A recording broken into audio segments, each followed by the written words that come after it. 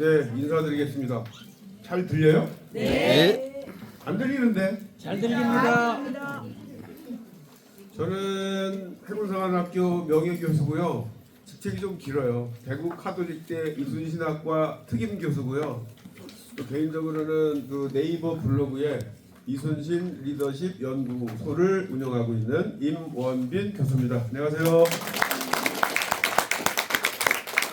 오늘은 제가 살면서 아마 가장 바쁘고 힘든 날이 아닐까 그런 생각을 제가 해보는데 제가 6시에 일어나가지고 7시부터 운전을 해서 12시에 여수 도착해가지고 밥 먹고 2시부터 6시까지 학술 세미나하고 한 1시간 잠깐 지금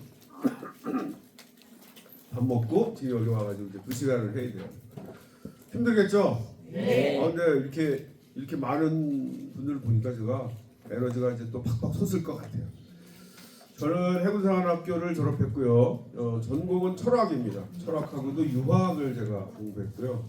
이 부분이 이순신 장군님과 연관이 있어요. 이순신 장군님 유학의 나라 조선에서 배출한 인물이고요. 이분을 이해하려면 유학을 좀 알면 훨씬 인간적 이순신을 이해하는 데 도움이 됩니다. 또 한편 제가 해군사관학교에서 생도들을 가르치는 입장이어서 그 연세대학교 철학과에 가가지고 이제 코수업을 하면서 박사과정, 석사과정이라는 게 그 논문 쓰는 것만 하는 게 아니잖아요. 여러 과목들을 다 이렇게 하는데 제가 이제 군인이고 하니까 특별히 그 병법, 병가 우리 그 동아시아 그 중국 고대에 보면 제자 백가 시대 이런 얘기를 하는데 수많은 현인들이 배출이 되어서 수많은 학파를 만들어서 아주 사상의 천국이 되었던 그런 시절이 있는데 그 중에 이제 유가, 도가, 불가, 법가, 묵가, 음양가, 종행가 가짜가 붙죠? 가짜가 뭘까요 이거? 네? 유가, 도가 이게 원래 한문으로 집가짜 쓰거든요. 그래서 이제 이거는 영어로 따지면 스쿨 개념인 것 같아요. 학파, 유가 그러면 유가 학파, 도가 학파 이렇게 여러분들이 이해하시면 될 것 같고 그래서 전쟁을 전문적으로 연구하는 학파, 병가 전쟁 병자 집가짜 써가지고 병가의 대표적인 분 누구일 것 같아요? 병가, 병법, 손자죠 손자. 내가 손자를 좀 이렇게 또 공부를 했어요. 논문도 쓰고 책도 번역하고 그러다가 어느 날 문득 이런 생각이 들었습니다. 이순신 장군 이분 도대체 어떻게 싸웠길래 임진왜란 정유재란 7년여 전쟁 기간 동안 벌인 40여회 50여회 해전을 한 번도 안 지고 다 이기셨을까? 제가 해군사관학교 졸업했고요. 우리 해군사관학교는 학점 교육 가운데 이순신 과목이 들어가 있어요. 물론 이렇게 졸다가 들었지만 그래서 저도 개인적으로 관심도 있고 해서 많이 안다고 생각했는데 어떻게 싸웠길래 그 모든 해전을 승리로 이끌었을까? 이 물음에 제가 자신 있게 답을 못 하겠더라고요. 그래서 병법을 공부한 걸 토대로 해서 이순신 장군님 자료 가운데 이제 가장 해전이나 이런 거를 잘 알 수 있는 자료가 장계입니다. 장계. 난중일기는 너무 이렇게 일상생활이어서 그거 봐가지고는 잘 이해가 안 되는데 장계를 보면 이게 이제 그 전투지휘관 이순신 장군이 남해연안에서 이제 해전을 치르고 끝나면 그것을 쫙 종합해가지고 임금 선조에게 보고서를 올리는 거예요. 장계 그러면 어려운 표현인데 보고서예요. 전쟁 결과 보고서. 거기 보면 몇 월 며칠 몇 시에 출발해가지고 몇 척이 몇 명이 아주 상세하게 나와요. 해전도 그렇게 상세할 수가 없어요. 오늘 제가 말씀드리는 모든 데이터는 전부 이순신 장군께서 기록해 놓으신 데이터를 대상으로 한 거예요. 자, 그런데 이제 제가 사관생도 시절에 우리 교수님한테 배울 때 이런 관점에서 교육을 받았던 것 같아요. 이순신 장군이 위대한 리더요 장수인 까닭은 언제나 열세한 상황에서 우세한 적을 만나 싸워 이겼기 때문이다. 그러면서 우리 교수님이 들어주는 대표적인 해전 사례가 여러분 다 잘 아실 것 같은 한산해전, 명량해전. 이게 대표적인 해전이죠 사실. 한산해전을 봐라. 거기 참전한 조선수군의 함선 척수는 50여 척에 불과한데 일본의 경우는 70여 척이 넘었다. 50여 척 대 70여 척. 누가 많아요? 일본이 많죠. 한산해전은 잽도 안 돼, 비교도 안 돼. 명량해전을 봐라. 명량해전에 참전한 조선수군의 함선 척수 몇 척이에요? 13척? 12척? 아주 공부 많이 하셔가지고 다 알죠. 13척, 그죠? 일본은 133척, 130척 두 가지 기록이 있어요. 일기에. 근데 이제 그 당시부터 지금까지 명량해전의 경우에 가장 많이 알려진 일본 수군의 함선 척수가 300여 척이에요. 우리는 10여 척이고 일본의 경우는 300여 척이라고 그렇게 배웠다고 처음에 저희들이 배울 때. 자, 이런 걸 보면 그래 맞아. 이순신 장군님은 아무나 이길 수 없는 이런 열세한 상황에서도 어떻게 이겼는지 모르겠지만 하여튼 승리했어. 그런 걸로 위대한 리더의 장수야. 이게 아마 우리 일반적인 국민들이 일반적으로 알고 있는 이순신 장군을 바라다보는 기본적인 시각이에요. 근데 제가 그 장계를 쭉 정리하면서 해전을 정리했는데 깜짝 놀랄 만한 사실을 발견을 했어요. 아까 말씀드린 것처럼 언제나 이순신 장군 열세한 상황에서 우세한 적을 만나 싸워 이겼기 때문에 라는 이런 관점으로 제가 사관학교 출신임에도 불구하고 그렇게 알고 있었는데 제가 처음에 직접 확인한 해전 데이터는 정반대인 거예요. 우리가 훨씬 많은 거예요. 네. 1차 해전에서 벌어졌던 3번의 해전, 2차 해전, 4번의 해전 우리가 훨씬 많은 거예요. 척수가. 이게 뭐야? 그리고 바라다 봤더니 명량 해전만 열세야. 전 해전에서 이순신 장군이 치른 해전 가운데 명량 해전만 정확히 열세.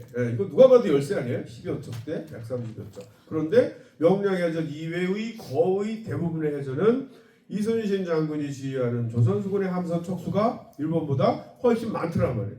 제가 깜짝 놀랐어요. 이게 뭐지? 내 머릿속에도 이순신 장군은 일당백하는 무협지 주인공 같은 그런 리더였는데 제가 확인한 데이터는 정반대였어요. 아마 제가 손자병법을 공부 안 했으면 몰랐을 텐데 뭐가 잘못됐는지 금방 알았어요. 여러분 관점이 잘못됐습니다. 그래서 관점을 이렇게 바꿔봤어요.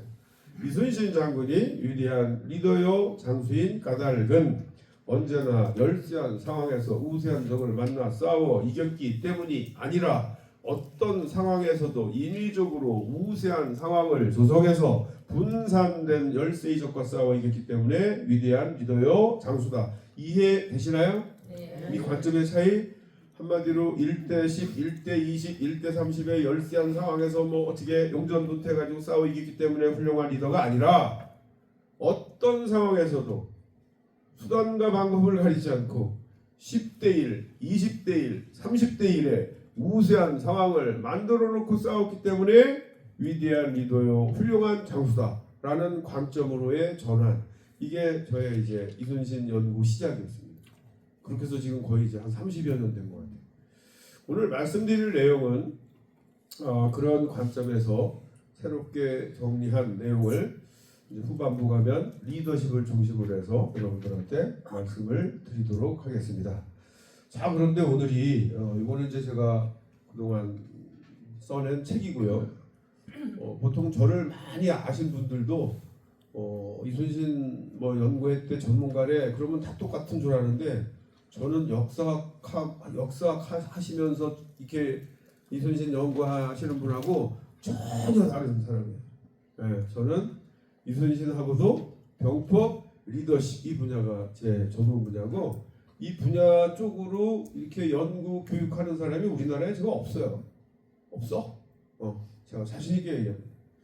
그리고 오늘 제가 그동안 쓴 여기 병법, 리더십 있잖아요, 그죠? 여기 있는 내용을 제가 요약해가지고 여러분들한테 말씀을 드릴 겁니다.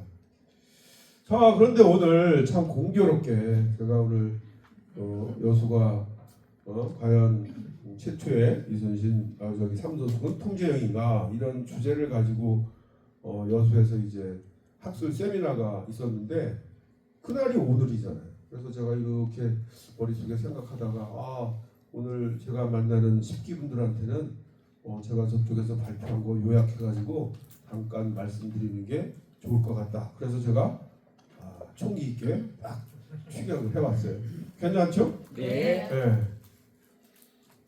지난 7월 달인가 8월 달에는 통영에서 한산도가 최초의 삼도수군 통제형이다라는 또 학술 대회를 해서 또 누가 발표를 했어요. 그래서 이제 저는 연구자 입장에서는 굉장히 부담스러워요. 사실은 저는 중립적인 입장에서 이렇게 봐야 되는데 이게 어느덧 가만히 있었으면 되는데 여수 있는 분들이 가만히 있었으면 되는데 여수에서 이제 아니야 우리가 최초의 삼도수군 통제형이야 여수가 이런 식으로 이제 목소리를 내니까 저쪽에서 이제 불편해요. 뭐야 여태까지 가만히 있다가 그러면서 이제 굉장히 신경이 쓰이는 거예요. 지금 오늘 아마 결과도 어떤 방법을 통해서도 제 논문이 아마 글이 들어갔을 거라는 생각이 드는데 어쨌든 이렇게 지역적 갈등의 문제로 이게 조금 약간 비화되는 측면이 있어서 저도 사실은 부담이스러워요. 오늘 발표하면서도 자꾸 통영 사람들이 머리에 어른어른하고 근데 이제 또 한편 저는 또 스스로 위안하는 것이 그건 그거고 팩트는 팩트잖아요, 그죠? 역사적 사실을 왜곡하면 안 되잖아. 제가 사실은 한 10여 년 전부터 이 문제를 알고 있었어요. 그래서 제가 처음으로 물론 제가 이렇게 서치를 해보니까 1980년대에 이미 여수에 어떤 분이 여수가 최초의 통제형이야라고 논문을 쓰신 분도 있더라고요. 80년이면 지금 아마 몇 년이에요 지금.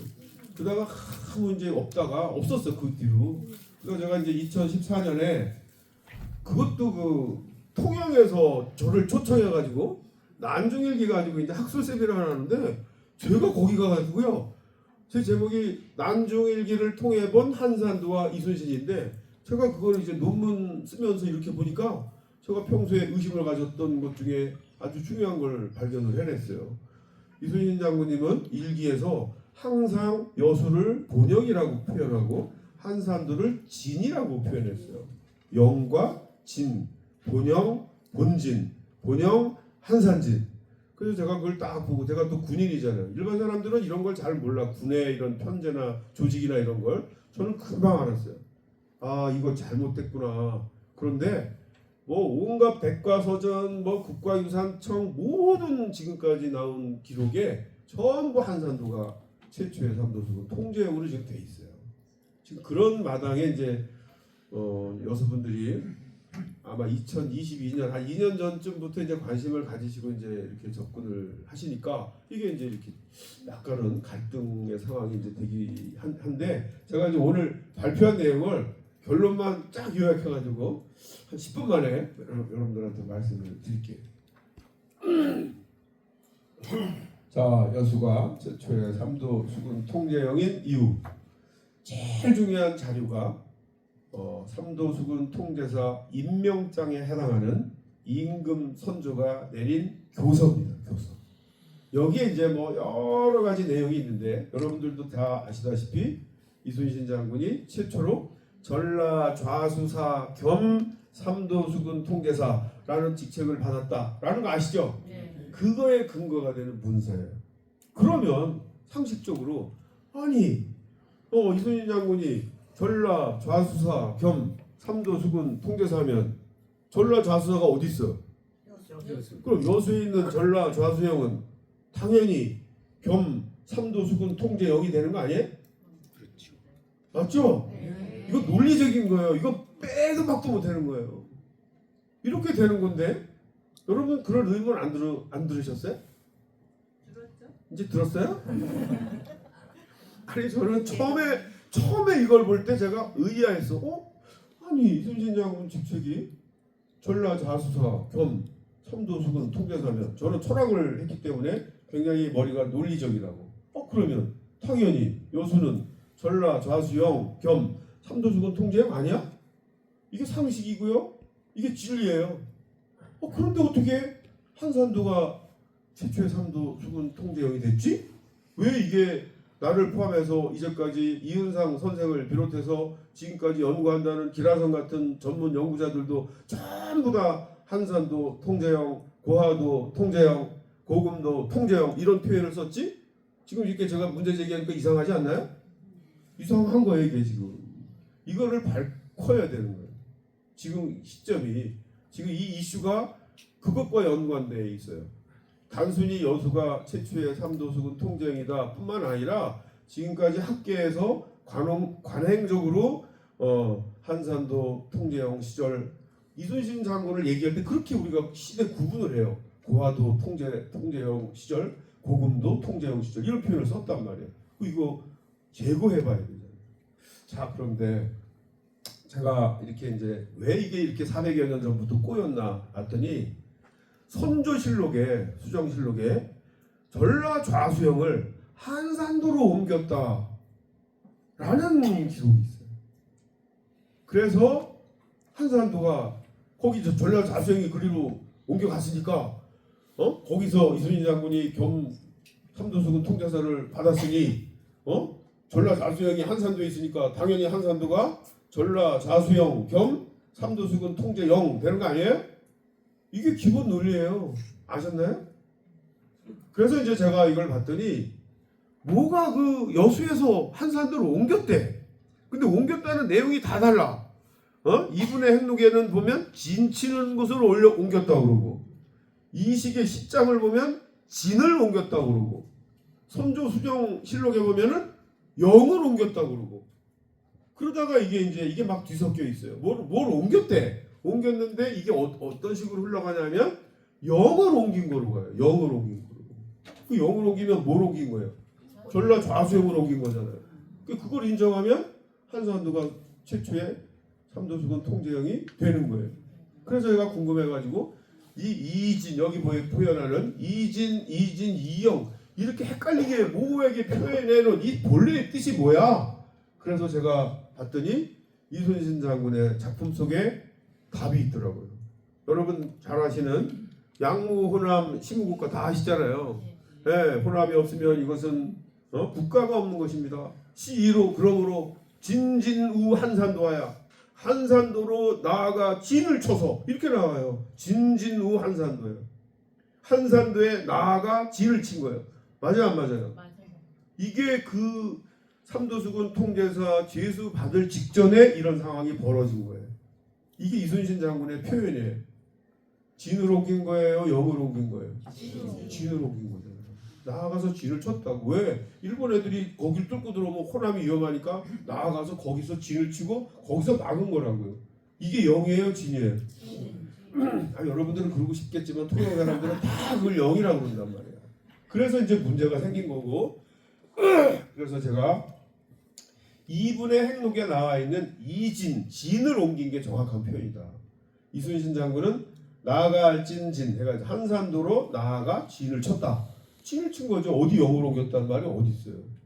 그래서 이제 이렇게 400여 년 동안 혼동을 줬던 이 자료들에 대해서 이순신 장군의 자료를 가지고 이 정확한 의미는 진을 옮긴 거야. 이게 이제 제 해석이고요. 그래서 이제 그 다음에 아까 말씀드렸잖아요. 이순신 장군님 일기에 보면 서원부 여수는 본영영, 한산도는 본진진 이렇게 한 거를 제가 이거 정확하진 않아요. 제가 맞출 수도 있는데 어쨌든 제가 이거 준비하면서 다 헤아려 가지고 이제 쭉 이렇게 해놓은 거예요. 한 40여 회를 수대로 쭉 보니까 전라좌수영을 영, 본영 이렇게 표현을 했고 한산도를 진, 본진, 한산진 이렇게 표현한 게 거의 한 30여 회가 이렇게 나옵니다. 그래서 이제 이게 혼동하신 게 아니잖아요. 정확히 여수와 한산도를 영과 진으로 표현했다. 7월달에 발표한 어떤 뭐 전문가라는 사람들의 발표문을 제가 보니까 이순신 장군은 영과 진을 혼동해서 사용했다 이렇게 나왔어요. 그러니까. 네. 제가 그걸 보잖아요. 그러니까 그 논문은 X야, 엉터리야, 엉터리. 이거 하나도 안 한 거예요.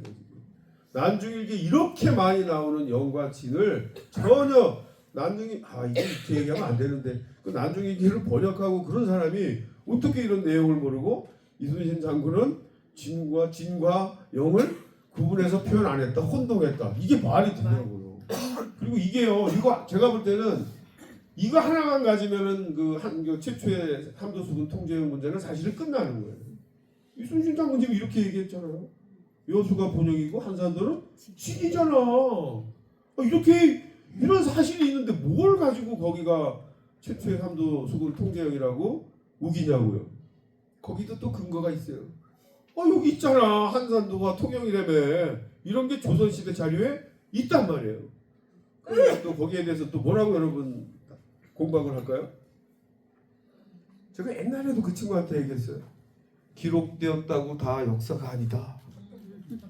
여러분, 기록되었다고 다 역사군요. 말이 안 되는 거예요. 그럼 학자가 필요 없는 거예요. 그래서 제가 예를 또 하나 들었어요. 얼마 전까지 명량해전 철수의 설치설이라는 게 사실처럼 인식이 됐었어요. 그렇죠? 왜? 명량에 철수에 걸었다는 얘기가 수없는 자료에 있어요. 이것도 제가 바로 잡았어요. 명량해전 철수의 설치설은 설화성 이야기지 역사적 사실이 아니다. 이게 제 아주 분명한 건데, 이거 내가 자신 있게 얘기한 게 뭐냐면 이순신 장군이 직접 쓴 난중일기에 전혀 없어요. 그런 내용이. 철새를 걸 만한 상황도 없어. 그런 시간이 들어갈 여지도 하나도 없어. 또 하나, 이제 저는 군인이잖아요. 철새를 걸었다면 철새를 걸어서 창출한 전과가 있어야 되잖아요. 철새를 걸어서 몇 척을 쳐부쉈는지 기록이 돼 있어야 되잖아요. 이순신 장군님은 전쟁 끝나면 다 적어요. 그거를. 없어요. 철새를 걸어서 무슨 겁침을 시키고 한 사례가 전혀 없고, 그날 우리 13척하고 일본 31척이 싸워가지고 우리를 애워쌌던 31척을 모조리 격파했다. 이게 전과의 전부 다예요. 이게 조정에 보고한 거예요. 그러면 이제 여러 가지 자료를 종합하면, 이 얘기는 이순신 장군님은 보통 사람이 아니야. 이런 기발한 아이디어를 내가지고 이렇게 해가지고 수많은, 거기 또요, 31척도 아니고 수백 척을 철새를 걸어가지고 침몰시켰대, 거꾸로 들였대. 이렇게 과장된 내용들이 있단 말이에요. 이제 영웅 이순신을 이렇게 초항하는 데는 도움이 되는 자료예요. 설화라는 거는. 그러나 팩트를 따지는 데는 우리가 따져봐야 되잖아. 그래서 지금 이제 제가 한 10년 전에 15년 전에 그 명량 가가지고 이런 발표를 했어요. 그랬더니 뭐 오늘 부시장님 어디 가셨는데 저 진도에 부군 스님이 쓱 나오더니 필요 없다는 거야. 우리는 철새라는 거야. 야, 뭐 학자들 얘기 자기 안 듣는다는 거야. 근데 이제 우리 전라남도 이 해설사분들을 제가 한 20여 년 전부터 전부 교육을 시켰거든요. 그랬더니 지금 거기 가면 해설사분들은 다 철새는요 설화성 이야기지 역사적 사실이 아니에요. 지금 다 그렇게 이렇게 되거든요. 이게 여러분 그 사실에 접근하는 역사가 바로 잡아져 가는 단계잖아요. 그러니까 어찌 보면 이 최초의 삼도수군 통제형 문제도 그런 문제일 수가 있다. 그래서 기록되었다고 다 역사적 사실이 아니다. 충돌이 되면 여러 상황의 자료들을 종행으로 착종을 해서 분석, 비교, 평가를 해가지고 답을 내야지. 야, 이런 자료가 있어. 이런 자료 있다고 그게 팩트면은 뭐 여러분들 뭐 기록해놓으면 다 그게 팩트게요? 그래서 굉장히 이제 그렇기 때문에 이제 인문학에서는 해석하는 거, 자료를 선택하는 게 굉장히 중요한 그런 과제가 아닐까 그런 생각을 해봤고요. 또 하나가 아주 중요한, 이번에 제가 찾아낸 건데, 이순신 장군이 일기에서 한산도에 주둔을 하고 있는 여러 부대들에 대해서 명칭을 이렇게 이제 호칭하는 게 있는데, 거기에 이런 표현이 있어요. 원균이 머무르는 곳을 경상수사진, 이역기가 머무르는 곳을 우수사진, 이렇게 표현했어요. 그러면 우리 전라좌수영 이순신 장군 부대가 간 그 부대는 뭐라고 표현해야 됩니까? 전라좌수사 겸 삼도수군 통제사 진, 이렇게 돼요. 그 다음에 또 다른 표현을 보니까 경상영진이라는 표현도 있어요. 여기 항상 여기 중요해요. 영진, 수사진, 영진, 경상영진. 이게 뭐냐면 경상우수영진이에요. 그때는 경상좌도가 없었으니까. 그러면 이 개념으로, 이 용례를 가지고 우리 이순신 장군 부대를 표현하면 어떻게 되는 거죠? 경상좌수영 겸 삼도수군 통제영 진. 아셨나요? 이게 제가 볼 땐 결정적 자료. 이순신 장군이 직접 쓴 거예요. 일기. 이런 게 있는데 어떻게 거기가 삼도수군 통제 영이냐 말이에요. 네. 이건 제가 이번에 발견해냈어요. 그리고 아주 또 장계에 있다고 했잖아요. 장계에는 아예 제목이 환영장, 환진장 이게 있어요. 이순신 장군이 한산도에 있다가 가보년 12월 12일인가요? 한 달 말미로 여수를 와요. 그럴 때 그때는 이제 군의 지휘관이 있어야 되는 그 장소를 떠나려고 그러면 임금님한테 보고해서 허락을 얻어야 돼. 그 허락받는 장계가 환영장계. 뭘까요? 환영, 돌아갈 환, 영영장 아니에요, 그죠? 여수 좌수영으로 돌아가는 사실을 보고하는 장계 이렇게 되는 거죠. 그러면 이제 또 다시 여수에 있다가 이제 한산도로 돌아가야 되잖아. 제가 이때가 한 달 일주일 정도 여수에 계세요. 그러면서 이제 돌아갈 때 어디로 돌아가요? 한산도로 돌아가잖아. 이게 뭐예요? 환진장 이렇게 돼 있어요. 그럼 이게 전 장계에 이게 전부 관통되어 있는 거예요. 그럼 여러분 난중일기와 장계 딱 둘을 이렇게 일치시키면 어떻게 돼요? 대조해 보면 정확히 일치하잖아요. 영과 진 이렇게 분명해요. 자, 그 다음에 또 재밌는 걸 제가 발견했어요. 한산도에 여러 가지 건물을 지어요.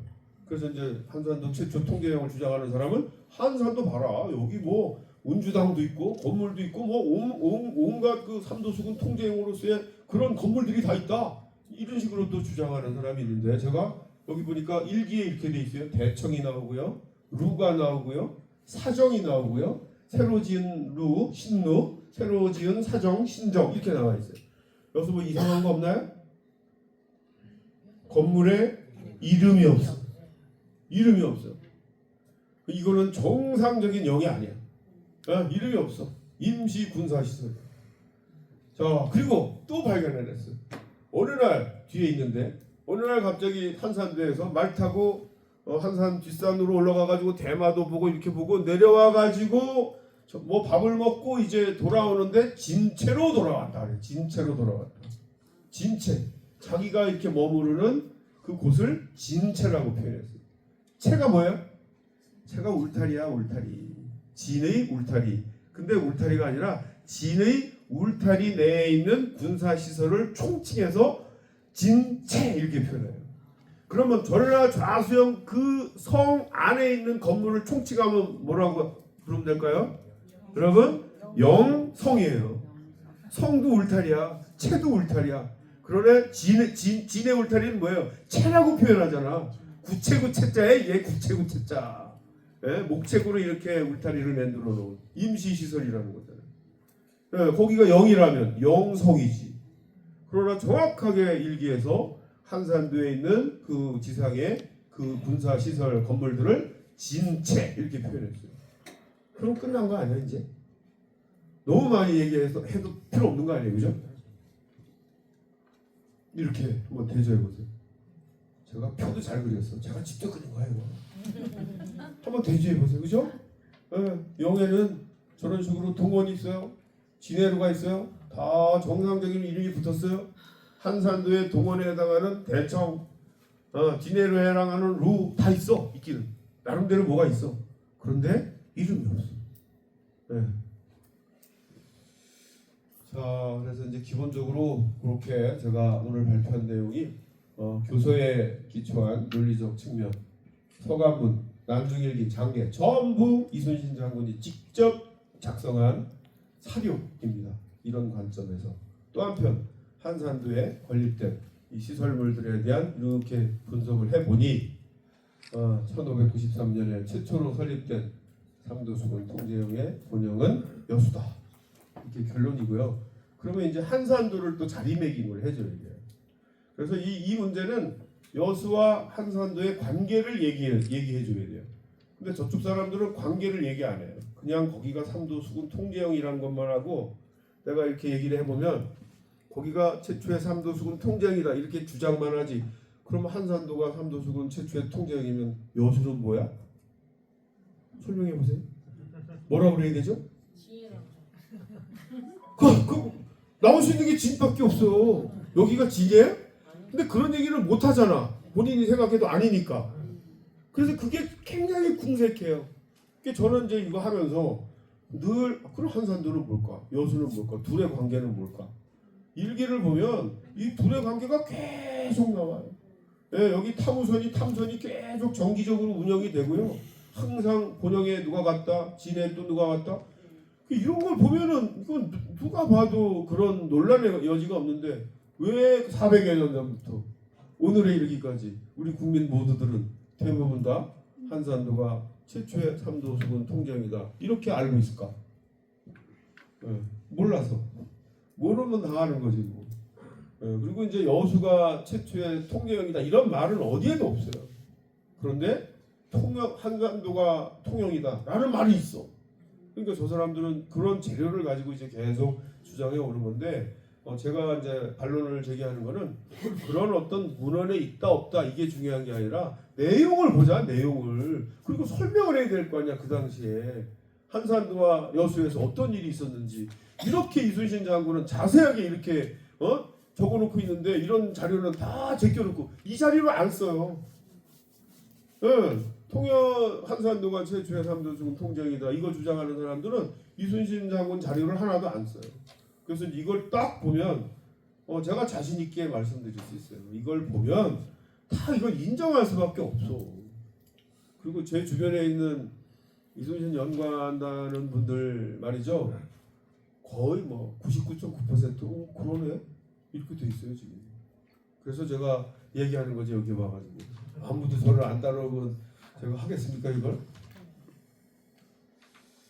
자, 그래서 이제 아까 말씀드린 대로 최초의 삼도수군 통제형에 대한 국가유사청을 비롯한 중앙정부 지자체 차원의 설명문에 대한 전면 수정과 아울러 이제까지 학계에서 관행적으로 사용해왔던 한산도 통제형, 고하도 통제형, 고금도 통제형이라는 표기에 대해서도 전면 재검토가 필요한 시점이다.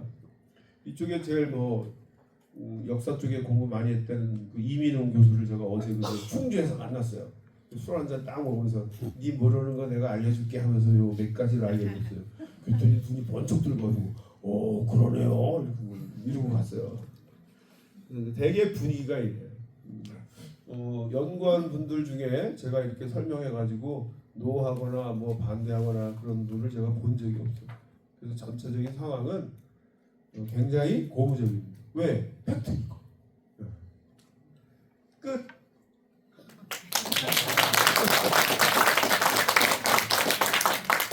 저는 한 10년 한 거예요. 10년. 교수님. 네.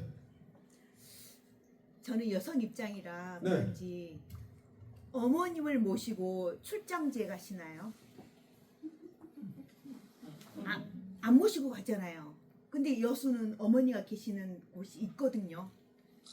본영이기 때문에. 저도 알거든요. 그거에 대해서는 네. 전혀 언급을 안 하시네요. 근데 이제 이제 나중에 여기다가 플러스 다 하세요. 네. 이런 것도 있어, 이런 것도 있어. 제가 고민한 건 어떻게 한산도가 최초의 삼도 수군 통제형이라고 주장하는 저 사람들의 논리를 공박할 수 있을까? 어떻게 여기가 최초의 삼도 수군 통제사임을 이렇게 어떤 자료나 어떤 걸 통해서 확보할 수 있을까? 그걸 고민하고 제가 틀을 만드는 거기 때문에 이 틀은 아마 아무도 못 바꿔요. 제가 그래서 오늘 여성분들한테 엄청난 선물을 드린 것 같은 그런 생각이 제가 들어요. 박수 한번 쳐주세요. 정말 사람이 어떤 일을 하면요 어떨 때는 칭찬받고 싶을 때가 있는데 제가 여기를 뭐 십수년을 다녔지만 우리 이사장님도 그렇고 저 별로 이렇게 칭찬 안 하시더라고. 그랬을까? 오늘 근데 이번에 이제 이번 사건을 계기로 아마 좀 이제 인정해 주시지 않을까 그런 생각이 들었습니다. 자, 오늘 이제 내용들인데 이순신 다시 읽기 관점을 전환하는 게 굉장히 중요합니다. 그래서 그냥 뭐 관점을 그냥 전환하는 게 아니라 어떻게 보면 이렇게 달라지네. 두 번째는 이제 리더십은 또 범위가 엄청나게 넓어요. 그래서 이제 그러나 적어도 이순신 장군님 같은 리더가 되려면 이 네 가지 정도의 핵심 자질을 우리가 갖춰야 되겠다라고 제가 이제 선별을 네 가지 했고요. 마지막으로 이순신 생태계 정말 좋은 사회가 되려면 어떻게 돼야 될까 고민해보는 그런 시간을 갖도록 하겠습니다. 다시 읽기 관점을 확 바꿔야 된다고 했어요. 이순신 장군은 일당백하는 무협지의 주인공이 결단코 아니었다. 이걸 할 수가 있다면 10대1, 20대1, 30대1의 우세한 상황을 만들어 놓고 싸운 탁월한 리더였다. 바로 증명 들어가 보겠습니다. 뭐 여러분 공부 많이 하셨겠지만 한번 보세요. 표를. 이순신 장군이 중심이 된 조선수군은 임진년 첫 해에 4차례 출동 16번의 크고 작은 해전을 벌이는데요. 임진왜란 1592년 4월 13일 날 발발하는데 이순신 장군님은 한 20일 동안 준비를 해서 5월 4일 날 처음으로 출전을 해서 5월 7일 옥포해전을 시작으로 3번의 해전이 벌어지는데 여기서 딴 거 보지 마시고 단순하게 조선과 일본 함선 척수만 비교해 보세요. 옥포해전 91대 30, 합포해전 91대 5, 적진포해전 91대 13. 제가 이거 보고 처음에 깜짝 놀랐어요. 제 머릿속에 있는 이순신은 제가 해군사관학교 출신임에도 불구하고 언제나 열세한 상황에서 아까 말씀드린 것처럼 일당백하는 그런 리더였는데 제가 처음으로 접한 데이터는 정반대인 거예요. 이상하네. 전투 결과는요. 옥포해전에서만 4척 일본 살아남고요. 나머지 모조리 전멸. 44척을 격파합니다. 그런데 정말 또 이상한 사실은 이 과정에서 조선수군의 함선 피해 전무 여기서부터 이상했어요. 여러분들도 이상하게 생각해야 돼. 사실 2차 출동 6월 초에 나갑니다. 4번의 해전이 벌어지는데 이것도 한번 단순하게 함선 척수만 비교해 보세요. 사천해전 26대 15, 당포해전 26대 21, 당포해전 51대 28, 율포해전 51대 7. 우리가 조금 많거나 훨씬 많아. 전투 결과는요. 퍼펙트. 완전한 승리. 조우한 72척을 모조리 격파합니다. 그런데 또 이상한 사실은 이 과정에서 조선수군 함선 피해는 전무. 자, 빨리 가보시죠. 3차 출전 때 그 유명한 이제 한산 대첩이 여기 있습니다. 자, 그래서 이제 제가 그 배울 때 얼마 전까지 역사하시는 분들도 되게 그렇게 설명하시던데 자꾸 한산해전을 우리가 열세한 상황에서 이겼다라고 설명을 해요. 이 밑에 깔려 있는 게 뭔지 아세요? 열세한 상황에서 이겨야 훌륭한 리더다라는 게 밑에 깔려 있는 거예요. 이게 뭐예요? 무협지를 보는 그런 시각이 깔려 있는 거예요. 그런 시각으로 지금 이순신 장군을 보고 있는 거예요. 그러니까 제가 연구를 해봤더니 한산해전은요 이순신 장군이 승리에 대한 확신을 가지고 벌인 대표적인 해전이에요. 열세하다고요? 택도 없는 소리 하지 마세요. 이순신 장군은 한산해전을 하기에 앞서서 승리를 확신했어요. 이분이 고민한 건 이길까 질까가 아니야. 이분이 고민한 건 저 배에 타고 있는 일본 병사들까지 어떻게 다 없앨 수 있을까? 이거 고민하고 작전 계획을 세워서 견내량 좁은 포구에 있는 70여 척의 일본 함선을 그 좁은 포구에 있는 견내량에 있는 일본 함선을 공격하면 이놈들이 싸우다가 평소에 불리하면 배를 포구에다 대고 육지로 도망가 버려요. 그럼 우리는 빈 배만 깨야 돼. 배는 또 만들 수 있어요. 전투력을 없애려면 병력을 없애야 돼. 그래서 임금님, 지금 제 얘기는 이순신 장군 얘기예요. 그래서 임금님, 견내량 좁은 포구에 있는 70여 척의 일본 함선을 한산도 옆 넓은 바다로 유인해냈습니다. 그리고 하객진을 펼쳐서 일망타진했습니다. 그리고는 뒤를 막고 한산도 쪽으로 밀어붙였습니다. 그 뒤에 있는 왁기 작가만 도망가는 거예요. 뒤로 못 도망가고 한산도로밖에 도망 못 가요. 그런데 임금님, 한산도는 그 당시에 사람이 살지 않는 무인도입니다. 가만히 내버려둬도 굶어 죽습니다. 기가 막혀요. 이 내용이 다 잠겨 있는 내용이야. 이게 여러분 열세한 해전이에요? 이게 열세한 해전이에요? 그러니까 이것도 확 바꿔야 되는 거잖아요. 아니야. 한산해전은 이순신 장군이 승리에 대한 확신을 가지고 벌인 대표적인 해전이고, 그리고 이제 제가 이렇게 봤더니 여러분 넓은 바다에서 싸운다는 건요 자신이 있다는 거예요. 만약에 10여 척을 가지고 싸웠던 130여 척과 싸웠던 명량해전에서 한산해전처럼 넓은 바다에서 만약에 싸웠다 그러면 이길 수 있어요? 택도 없는 거잖아요. 이게 여러분 전술이에요. 자신 있을 때는 넓은 데서 싸우고 10여 척을 가지고 130여 척과 싸워야 될 때는 어떻게 했어요? 명량의 좁은 해협으로 끌고 들어간 거야. 그래서 130여 척이 동시에 전투력을 발휘하지 못하도록. 이 얘기는 뭐 또 뒤에서 할 수 있을지 모르겠어요. 앙골포해전에서 42척, 만나가지고 20여 척 격파하고 한산해전에서 73척 가운데 59척을 격파 및 납포했다. 이 두 해전에서 79척 정도가 격파가 되고요. 근데 또 이상해. 우리는 역시 피해 전무. 자, 마지막 출동이에요. 그래서 사실은 해전은 임진년 첫해 이 해전만 보면 다 끝나요. 사실은 여기에 다 돼 있어요. 여기 아주 임진년 첫해 4차례 출정 16번의 해전에 그 모든 거의 대부분이 다 들어왔어요. 3번의 출동에서 승리한 이순신 장군이 중심이 된 조선수군은 자신감을 가지고 여수에서 출발합니다. 우수사 이혁기 함대가 여기에 진을 쳐요. 여기에 진을 쳐가지고 여기서 마지막 4차 출동 때는 거의 한 20여일 동안 훈련을 해요.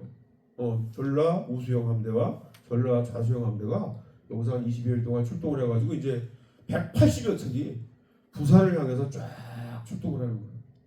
노를 저어서 한번 생각해 보세요. 노를 저어서 부산포까지 여기 뭐 몇 척은 부산포까지 가는 직전에 만나는 애들 이거 뭐 손쉽게 처리하는 거잖아요.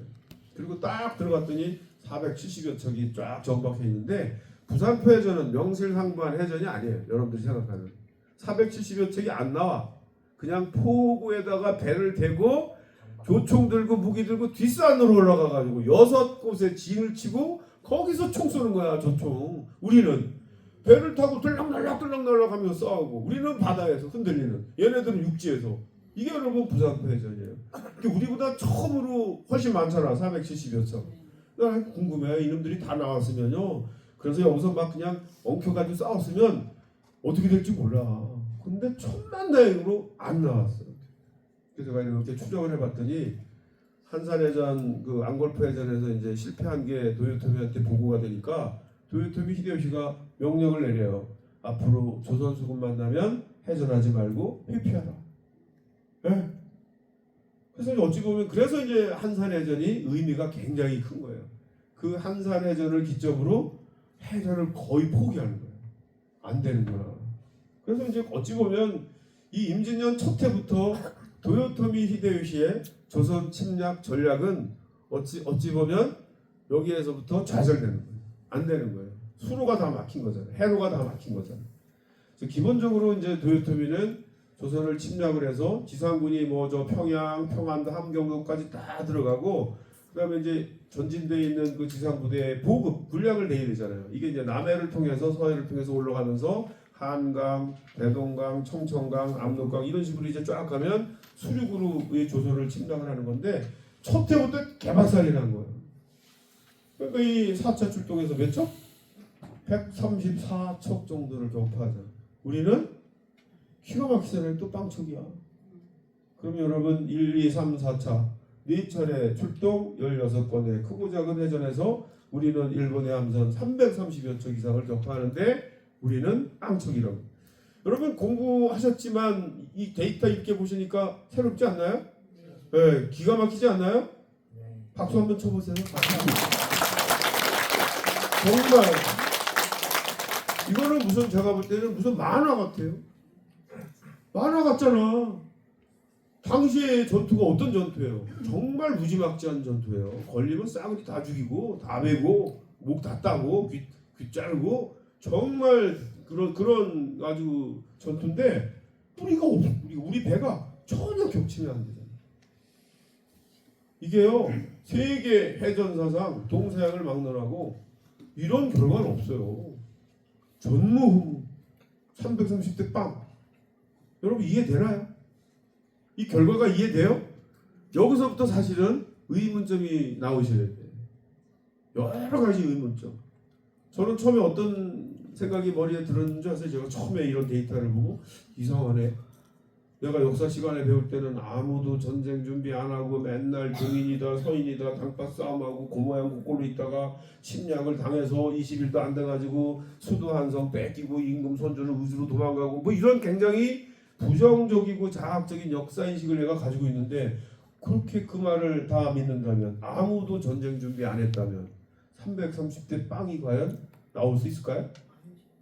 자, 여러분들이 이제 이걸 보면 여기에 굉장히 많은 내용이 들어있어요. 여러분들이 알고 있는 역사 지식을 확 바꿔야 되는 내용이 330대 빵 속에 들어있다고. 이걸 설명해야 되잖아. 이순신 장군이 혼자 잘해서 이 결과가 나왔을까요? 자, 여러분, 그래서 제가 이렇게 정리를 해요. 여러분들을 생각을 제가 정리해보면 여러 가지 생각이 드시겠지만 여러분들은 대개 두 가지 정도의 큰 의문점을 가지셔야 됩니다. 첫 번째는 이상하네. 일본 함선 척수가 우리보다 훨씬 많을 텐데 여러분 대마도에서 부산포까지 지상군 16만 명을 실어 날리려고 그러면 그게 여러분 전투함이든 수송함이든 함선의 척수가 어마어마하게 많아야 되잖아요. 기록으로 확인되는 게 500여 척에서 1000여 척까지 들어가요. 평균 한 700여 척 정도가 부산포 주변에 포진해 있습니다. 임진년 중후반 기준으로 조선수군은 전투함 기준 판옥선, 거북선 다 끄집어내면 쓸만한 거 한 70여 척밖에 안 돼요. 만약에 일본의 함선 700여 척이 넓은 바다로 다 나오고 조선의 함선 70여 척이 넓은 바다로 나와서 70척과 700척이 넓은 바다에서 맞짱 뜨면 우리가 이긴다는 보장이 없어요. 그런데 어떻게 리더 이순신은 자신보다 일본의 함선 세력이 10배 이상 많은 상황임에도 불구하고 구체적인 해전 국면에 가보면 여러분들이 확인하신 것처럼 척수면에서도 훨씬 더 우세한 상황을 만들어 놓고 싸웠을까? 이게 궁금하지 않나요? 이게 궁금하셔야 된다고. 이게 뭐예요? 이게 병법이에요. 있는 대로 싸우면 그게 무슨 병법이에요. 이게 기가 막힌 거잖아요. 우리보다 분명히 10배 이상 많아요. 근데 가보면 우리가 더 많아요. 무슨 도수를 부렸나? 이게 여러분 병법이에요. 이순신 장군 어떻게 이런 상황을 만들었을까? 이게 이제 병법 어리게 표현하지만 이게 수군 지휘관 이순신의 실력이죠. 그래서 이제 저는 리더십 얘기하면서 리더에게 가장 중요한 거 한 가지만 얘기해봐라. 그러면 실력이에요. 실력이 있어야 돼. 자기가 속한 조직의 직무 지식에 정통하지 않고 어떻게 좋은 리더가 됩니까? 리더는 본인을 위해서 존재하는 게 아니라 조직을 위해서 존재하는 사람이에요. 여러분 조직에 대한 직무 지식에 정통하지 않고는 그 조직에 주어진 미션을 완수할 수가 없어요. 그래서 그 이그젠플로 이 예를 제가 하나 드는 거예요. 이순신 장군 수군 지휘관으로서 수군 장수로서 와 저분 기가 막히네. 어떻게 저런 상황을 만들었지? 궁금하지 않나요? 그걸 제가 이제 정리해가지고 이순신 병법을 논하다라는 책을 썼다는 거 아닙니까? 네? 궁금하면 찾아보시라고요. 10분간 휴식. 이제 이거죠. 이순신 장군의 개인적인 역량이 아무리 탁월하다라고 해도 그렇지. 어떻게 우리는 일본의 함선을 330여 척을 격파하는데 조선의 함선은 단 한 척도 격파가 되지 않을까? 이 부분에 대해서 궁금증을 가지셔야 돼요. 그러면 이 부분은 이순신 장군의 탁월한 어떤 지휘관으로서의 역량 이외의 또 다른 요소가 있다는 건데 그 요소가 있죠. 그 요소가 뭐겠습니까? 여러분 무기예요. 무기. 우리는 일본 배를 격파시킬 수 있는 천자 총통, 지자 총통으로 상징되는 요즘으로 따지면 함포를 쏘는데 일본 수군은 천만다행으로 해전에서 우리처럼 대형 하향무기 함포 사용을 못했습니다. 일본의 경우는 해전이 벌어지면 먼 거리에서는 조총이나 활을 쏘다가 쏜살같이 우리 배에 붙어서 기어 올라와 가지고 얘네들이 잘하는 칼싸움, 백병전을 하는 게 기본적인 전술이에요. 이거를 등선 백병전술이라고 그래요. 오를 등자 배선자. 배에 올라가서 칼싸움을 벌인다. 자, 그런데 우리는 뭐예요? 기본적으로 해전이 벌어지면 함포 포격부터 시작하는 거예요. 이게 장시포가 그렇게 이게 그 요즘 포하고 달라요. 포탄이 빵 터지는 포탄이 아니야. 그냥 화약의 힘으로 초란을 넣어가지고 쏘면 얘가 날아가가지고 배를 두들겨가지고 깨는 거예요. 그러니까 맞기만 하면 옆구리가 구멍이 나요. 그 정도로 파워가 세요. 근데 안 맞으면 아무 소용이 없어요. 네. 그런데 그래서 지상전에서는 잘 안 쓰였어요. 그거를 쏘려고 그러면 천자총통이 엄청 무거워요. 그거 한 4명 5명이 들러붙어야 되는데 빵 쐈는데 안 맞았어. 그 한 방에 빵 안 맞으면 아무 소용이 없단 말이야. 이게 터져야 그 주변에 이렇게 효과가 있는 건데 그래서 지상전에서는 별로 안 쓰였어요 이게. 그런데 해전에서는 이게 맞기만 하면 끝내주는 거야. 맞기만 하면. 그런 차이가 있는 거죠. 우리는 총통을 쏘는데 일본 애들은 조총을 쏘는 거예요. 조총은 아무리 쏘아봐야 사람이 죽거나 다칠지언정 배가 격파되지 않아. 배가 격침되지 않아. 맞죠? 네, 이 330대 빵의 비밀이에요 이게. 그러면 제가 이제 여기서 하나 물어보죠. 자, 그러면 1592년 임진왜란 기점으로 일본 수군과 조선 수군 어느 나라 군이 첨단 수군입니까? 조선님. 이렇게 나와요. 근데 이렇게 물어도 어디 가면 일본이요 그런 사람이 또 있더라고. 일본 조총을 생각하고. 그러니까 여러분 이제 이게 굉장히 중요한 시점인데 1592년이 전 세계 그 무기 체계 발달사 측면에서 이렇게 보면 1590년대는 칼, 활, 창을 위주로 하는 재래식 무기에서 소위 조총, 총통, 대포, 화포라고 불리는 화약 무기로 전환하는 일대 전환의 시기에 임진왜란이 발발합니다. 그런데 지상군의 경우 우리 신립장군이 제가 사는 탄금대에서 완패를 당한 이그젠플 대표적인 사례인데 이게 신립의 기마전술이 소소행장의 조총 전술에 녹아난 넉다운된 대표적인 해전이 탄금대 전투입니다. 그런데 해전의 경우는 정반대. 우리의 총통에 일본군의 배가 330대 빵이 되는 거예요. 그러면 이 무기의 흐름 측면에서 봤을 때 일본이 지상군의 경우 경쟁력을 가질 수 있었던 까닭은 조선 지상군보다 화약 무기로 전환이 빨랐다. 거꾸로 수군의 경우는 조선이 일본보다 화약 무기로의 전환이 빨랐다. 이렇게 되는 거잖아요. 그래서 이 330대 빵은 대단한 자료예요. 이게 그냥 조금 우위가 아니에요. 압도적으로 우위인 거예요. 그래요, 안 그래요? 자, 그래서 이제 기본적으로 이게 이제 제가 그 김한민 감독의 영화를 연상하면서 이제 이렇게 적어봤어요. 이순신 장군이 임진왜란 첫 때에 창출한 이 330대 빵의 이 전대 미문의 해전 결과는 김한민 감독이 열심히 묘사한 무슨 칼싸움이나 벌이고 거북선이 빡치기나 충돌이나 하면서 벌일 수 있는 그런 방식으로 창출할 수 있는 전과가 결단과입니다. 그래서 제가 볼 때는 한 20년 후에 누가 또 어느 감독이 정말 이순신 장군 관련 영화를 만든다 그러면 정말 330대 빵을 설명할 수 있는 지금과는 차원을 달리하는 그런 그 해전 영화를 좀 만들었으면. 여러분 330대 빵이라는 거죠. 결국은 우리 배 위로 일본 애들이 올라왔다는 거예요, 못 올라왔다는 거예요. 단 한 번도 못 올라왔어요. 노량해전 빼놓고 그 이전까지의 모든 해전에서 심지어는 명량해전까지 일본 수군 병사들은 우리 배 위로 올라오지 못했습니다.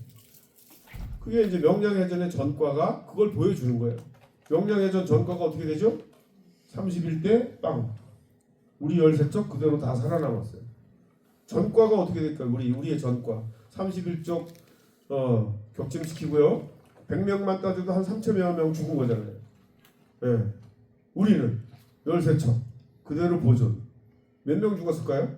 뭐 어디서 들으셨을 수도 있는데 13척의 전사자와 부상자 전체 숫자는 나오지 않는데 천만다행으로 이순신 장군이 직접 타고 지휘했던 통제사 배의 전사자와 부상자가 일기에 기록되어 있습니다.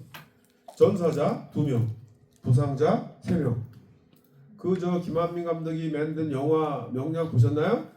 통제사 이순신 장군 배 위에서 막 치열한 백병전이 벌어지고 막 목이 날아가고 난리가 나잖아요. 그런 전투의 양상이었다면 우리의 피해가 전사자 2명, 부상자 3명 이렇게 됐을까요? 아닌 거예요. 그러니까 우리가 생각하는 차원을 달리하는 해전에 이것도. 그 원인도 일기에 기록해 두셨어요. 2명의 전사자, 3명의 부상자. 왜 생겼을까? 일본의 조총의 탄환을 맞아서 정확히 기록돼 있어요. 칼싸움이 있었어요? 없었어요? 없었어요. 우리는 활의 나라예요. 우리는 포의 나라예요. 우리는 원거리에서 공격해서 끝내야 돼. 칼을 뽑는 접전을 하면 절대로 안 돼. 그런데 전국에 있는 이순신 동상은 전부 칼을 짚고 차고 뭐 쓸 수도 없는 그 큰 칼을 다 짚고 앉았지 않습니까? 제가 한 20여 년 연구했더니 그걸 봤더니 막 열불이 나가지고 그래서 또 해군사관학교에서 이순신 동상을 만든대. 그래서 또 자문회를 소집을 했어요. 제가 거기 참여해가지고 또 칼을 든 동상을 또 만들려고 그러는 거야. 그 교장이 내 후배잖아. 절대로 안 됩니다. 동상 하나를 만들더라도 역사성이 반영된 그 당시 이순신 장군의 무구를 그대로 재현해라. 그래서 여러분 해군사관학교 교정에 활을 든 최초의 이순신 동상이 세워졌어요. 박수 한번 치죠. 저도 이제 나이를 먹었나봐. 칭찬 듣고 싶어요. 나이를 먹었나봐. 또 있어요. 거북선. 해군사관학교에서 뭐 20억, 40억 들어가지고 재현을 했어요. 1980년에 처음으로 재현을 했어요. 그 거북선이 모가지가 위로 끼 올라온 거북선이에요. 그걸 2번이나 만들었어요. 제가 또 연구를 해봤더니 이건 아닌 거야. 그래 또 거기 가가지고 절대로 모가지 위로 오는 거북선 만들구나 해가지고 지금 그렇게 또 만들었어요. 작년에 2002년에.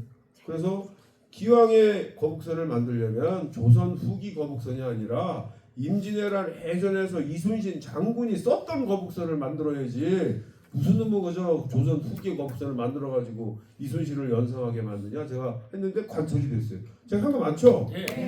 엄청 많아요. 제가 영랑에는 철새 뭐 아마 이 나중에 역사에서 아마 기록할 거예요. 여수가 최초의 삼도수군 통장이다. 임원빈 모모 교수가 그렇게 뭐 힘을 좀 썼대. 나올 것 같아요? 안 나올 것 같아요? 나와요. 그 역사를 만들어 가는 거예요. 저는 그거를 정말 몸으로 느끼면서 요즘 살고 있어요. 내가 그냥 내 몸이 아니구나. 이제 요새는 또 빙의가 들려가지고요. 이순신 장군이 저를 따라다니는 것 같아. 그 환청이 들린다니까. 농담입니다. 자, 이순신의 완벽한 승리 어떻게 가능했나 이렇게 정리하는 거죠. 1번 세계 최초의 질적 전투력을 보유한 조선 수군이 있었다. 2번 언제나 우세한 상황을 만들어 놓고 싸운 탁월한 리더 이순신이 있었다. 여태까지는 어떻게 설명했어요? 2번만 가지고 설명했어요. 이순신 장군 탁월한 리더 영웅 리더 이순신 혼자 북치고 장구치고 다 해가지고 승리했다. 끝. 이렇게 되는 거잖아요. 이게 영웅사관이에요. 세상에 그런 건 없는 거예요. 이순신 장군이 지휘했던 당시의 조선 수군은 아까 말씀드린 대로 질적 전투력 측면에서 세계 최고의 수준에 올라가 있었다. 동아시아에서 최고예요. 우리의 주력 전투한 판옥선, 거북선과 1대1로 붙어가지고 이길 수 있는 배가 일본에 없고요. 중국에도 없어요. 그래서 제가 임진왜란 당시 조선 수군의 질적 전투력은 어찌 보면 2024년 대한민국 해군보다도 높다. 이렇게 제가 설명을 합니다. 아니된 굴뚝에 연기 나지 않고요. 준비 없는 승리는 없는 거예요. 우리의 역사인식을 좀 바꿔야 돼. 우리가 아무도 전쟁 준비 안 하고 박사만 했다. 이런 이거 일본 애들이 우리한테 주입시킨 식민사관입니다. 그거 알고 있으셔야 돼요.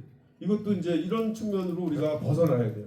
지상군은 우리가 알고 있는 것처럼 준비가 미흡했지만 수군의 경우는 우리가 알고 있는 상상을 초월할 정도로 고려 말 이래 200여 년 동안 병력, 무기, 함선 마치 임진왜란이 벌어질 것을 예측이란 것처럼 우리의 선각자들이 착착 준비해왔다.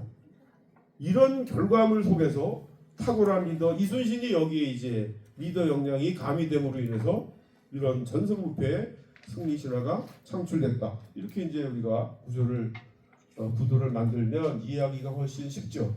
그래서 뭐 영웅에 대한 생각을 이렇게 좀 바꿔야 돼요. 영웅은 일당백하는 무협지의 주인공은 무협지에나 있는 거예요. 전쟁에 그런 거 없는 거예요. 제가 손자병법을 연구해봤더니 병법의 원리가 너무 간단해. A라는 나라와 B라는 나라가 싸운다. 어느 나라가 이길까? 힘센 나라가 이긴다. 너무 쉽죠?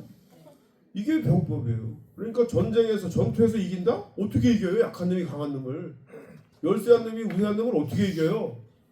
전쟁에서 승리하려면 어떻게 해야 된다? 싸우기 직전까지 무조건 우세한 상황을, 힘센 상황을 만들고 싸워야 된다.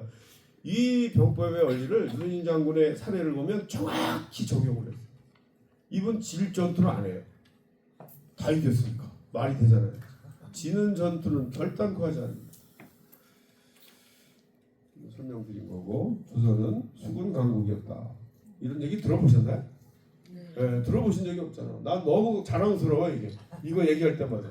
우와, 왜 대부분 다 모르고 계셔? 수군이 있었어? 그랬어? 이순신 장군이 다 한 거 아니야? 다 그렇게 이해하고 계시잖아요. 자, 이거 설명드린 거고, 준비 없는 승리는 없다. 두 가지만 말씀드릴게요. 무기. 우리는 포를 쏘는데 일본은 포를 못 쐈어요. 포가 없었나요? 포 있었어요. 이게 참 기가 막힌 거예요. 포가 있었어요. 근데 배에서 우리처럼 함포 개념으로 사용을 못했어요. 그냥 궁금했어요. 그럼 우리는 언제부터 수군이 배에다가 포를 싣고 함포처럼 운영했지? 거슬러 올라가니까 여러분 고려말까지 올라가. 고려말 화약, 화포 만드신 분 누구? 최무선 장군. 이분이 외구 때문에 이걸 만든 거예요. 우리는 화포를 만들자마자 바로 배에 실어요. 그래서 여러분 요거는 이게 임진왜란 설명하는데 중요한 포인트예요. 네. 화포를 사용한 세계 최초의 해전이 자랑스럽게 우리나라 역사에 있어요. 1380년 진포 해전. 진포 군산입니다. 금강 하구를 진포라고 했습니다. 진포에 쳐들어온 아지발도라는 일본 장수가 2만여 명의 왜구를 500여 척의 싣고 쳐들어왔어요. 네, 500여 척 2만여 명. 그러면 이게 무슨 도적대요? 이게 전쟁이지. 이거를 나중에 없애는 사람이 이성계 장군이에요. 그래서 이제 또 조선이 건국되는 거하고도 연관이 돼요. 어쨌든 이 금강하구에 정박해 있는 500여 척의 왜구 선단에 대해서 최무선, 나세, 심덕부라는 고려 장수들이 새로 만든 화포를 싣고 가가지고 금강하구에 정박해 있는 500여 척의 왜구 선단을 모조리 불살라버립니다. 여러분 몇 척, 몇십 척도 아니고요. 500여 척을.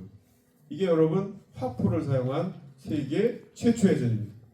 여기서부터 역추산을 하면 임진왜란 당시 조선수군은 고려말 이래 200여 년 동안 화포를 배에 싣고 운영한 함포 운영의 노하우가 200여 년 동안 축적된 군이 임진왜란 당시 조선수군이었다.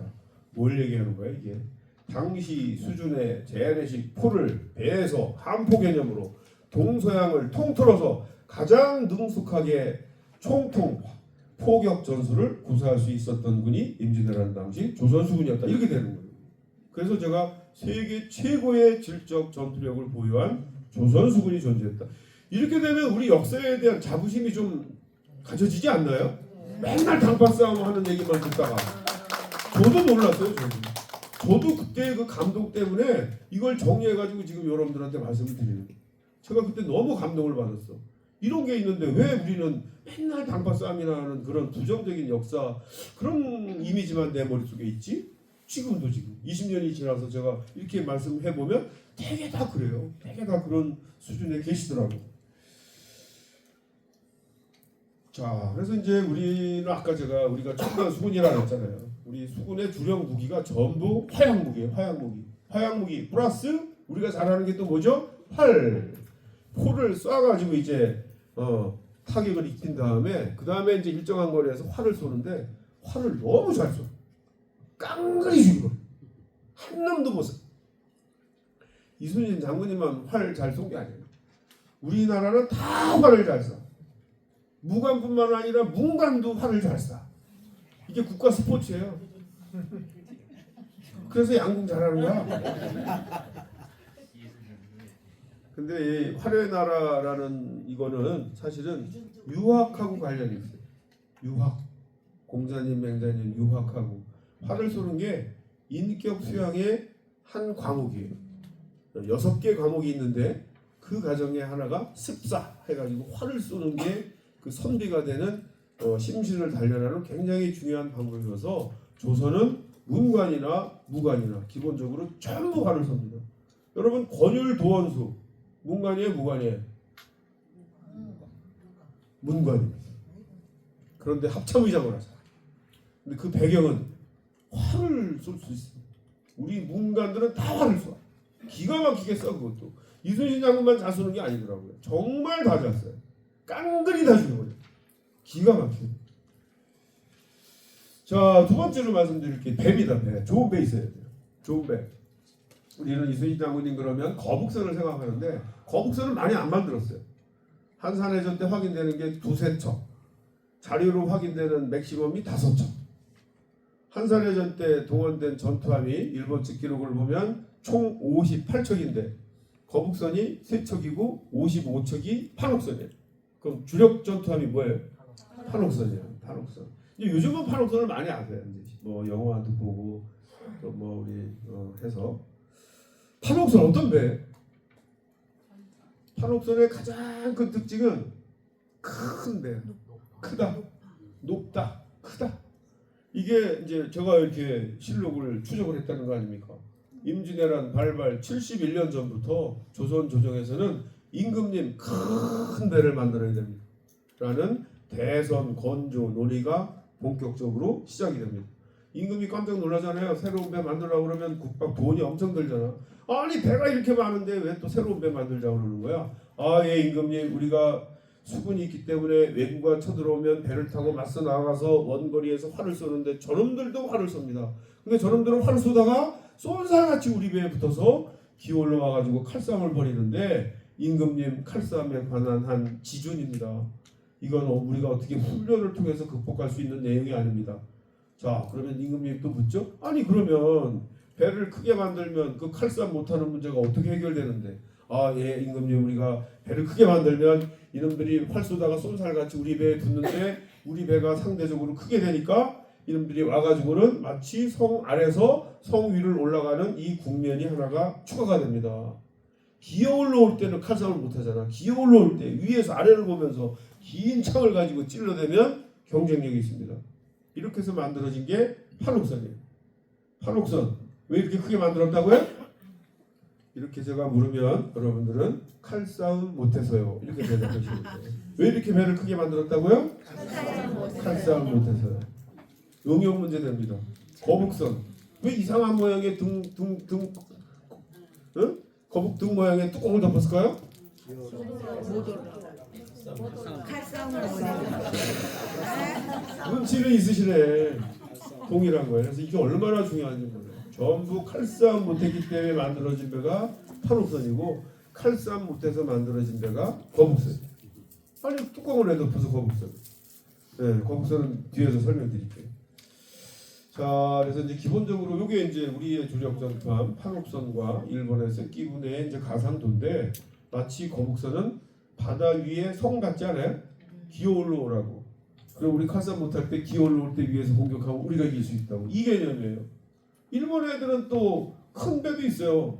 배를 크게 만들지 못해서 저렇게 작게 만들었을까요? 얘네들 전술이랑 관련이 있어. 얘네들은 해전이 벌어지면 조총을 쏘다가 바로 붙어가지고 빨리 올라가야 돼. 그러니까 속도가 중요해. 빨리 붙어야 되니까. 그래서 이렇게 작게 만들었어요. 여기에 대응해서 우리는 판옥선을 만든 거예요. 판옥선이 임진왜란을 당해서 그 위력을 유감없이 발휘합니다. 어떻게 발휘했을까요? 330대 빵. 기가 막히잖아요. 우리 판옥선 위로 한 번도 올라오지 못했다. 이렇게 되는 거예요. 그래서 전쟁은 과학이에요. 과학. 예, 전쟁은 과학입니다. 이건 뭐 정신전력 가지고 하는 게 아니에요. 자, 우리의 주력 전투함 세계 최고의 전투함이 있고요. 2024년 대한민국 해군 세계 최고가 있는가? 꽤 좋은 배들이 있지만 세계 최고는 없어요. 그래서 제가 과감하게 어찌 보면 2024년 대한민국 해군보다도 우리가 그토록 무시했던 임진왜란 당시 조선 수군의 질적 전투력이 더 높았다. 이렇게 제가 말씀을 드린 겁니다. 자, 이제 뭐 40분 남았는데 이걸 어떻게 다 이 40분에 끝낼까? 자, 리더십의 문제는 이제 이런 거죠. 똑같은 조선 수군을 지휘했는데 리더 이순신이 지휘했을 때는 전승무패의 승리 신화가 창출된 반면 리더 원균이 지휘했을 때는 7천량에서 전면에 가까운 패배를 당했다.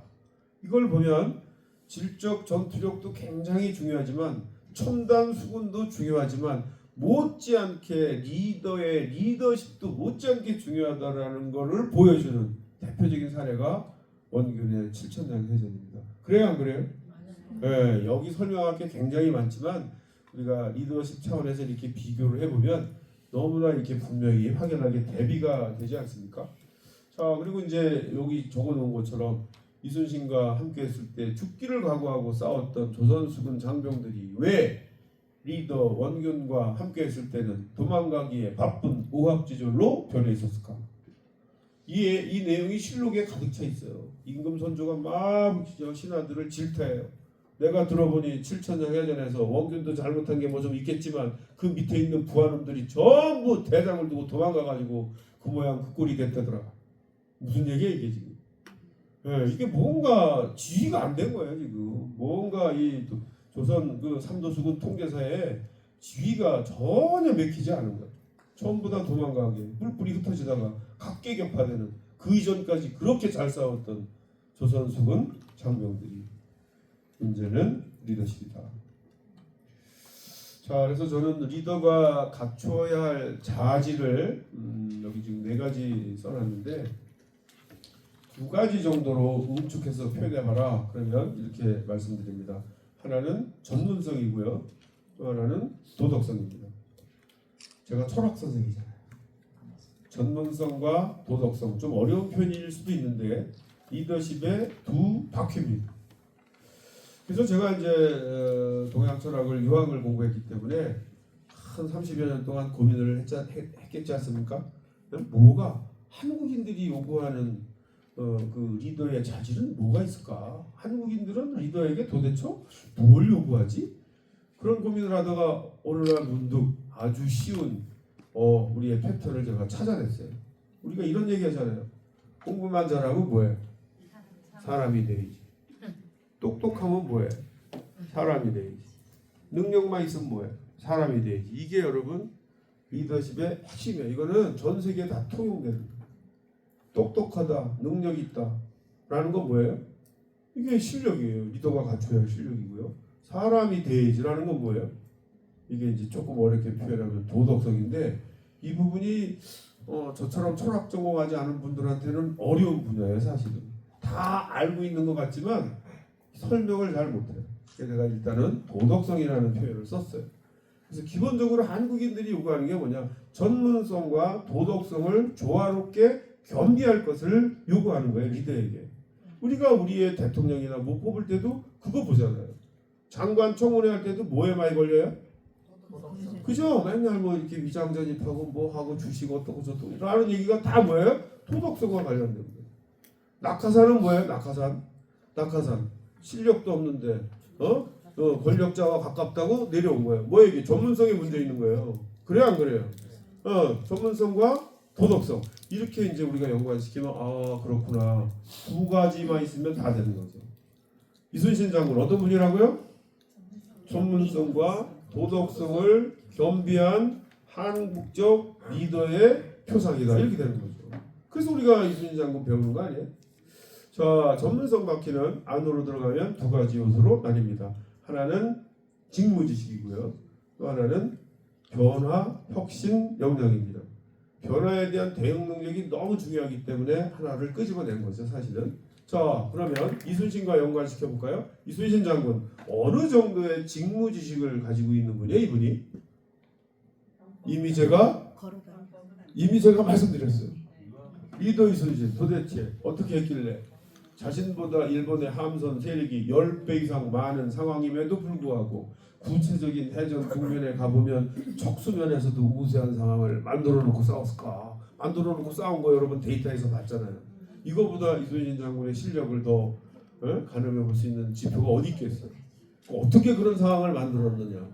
이거는 개봉각대예요. 저를 연구하셔야 됩니다. 제가 말해놨어요. 어떻게 이런 상황을 만들었지? 이것도 정말 중요한 분야인데 시간이 뭐 저한테 뭐 2시간 몇 개 안 주니까 뭐 어떻게 하겠어요? 다음 달에 또 오면 모를까?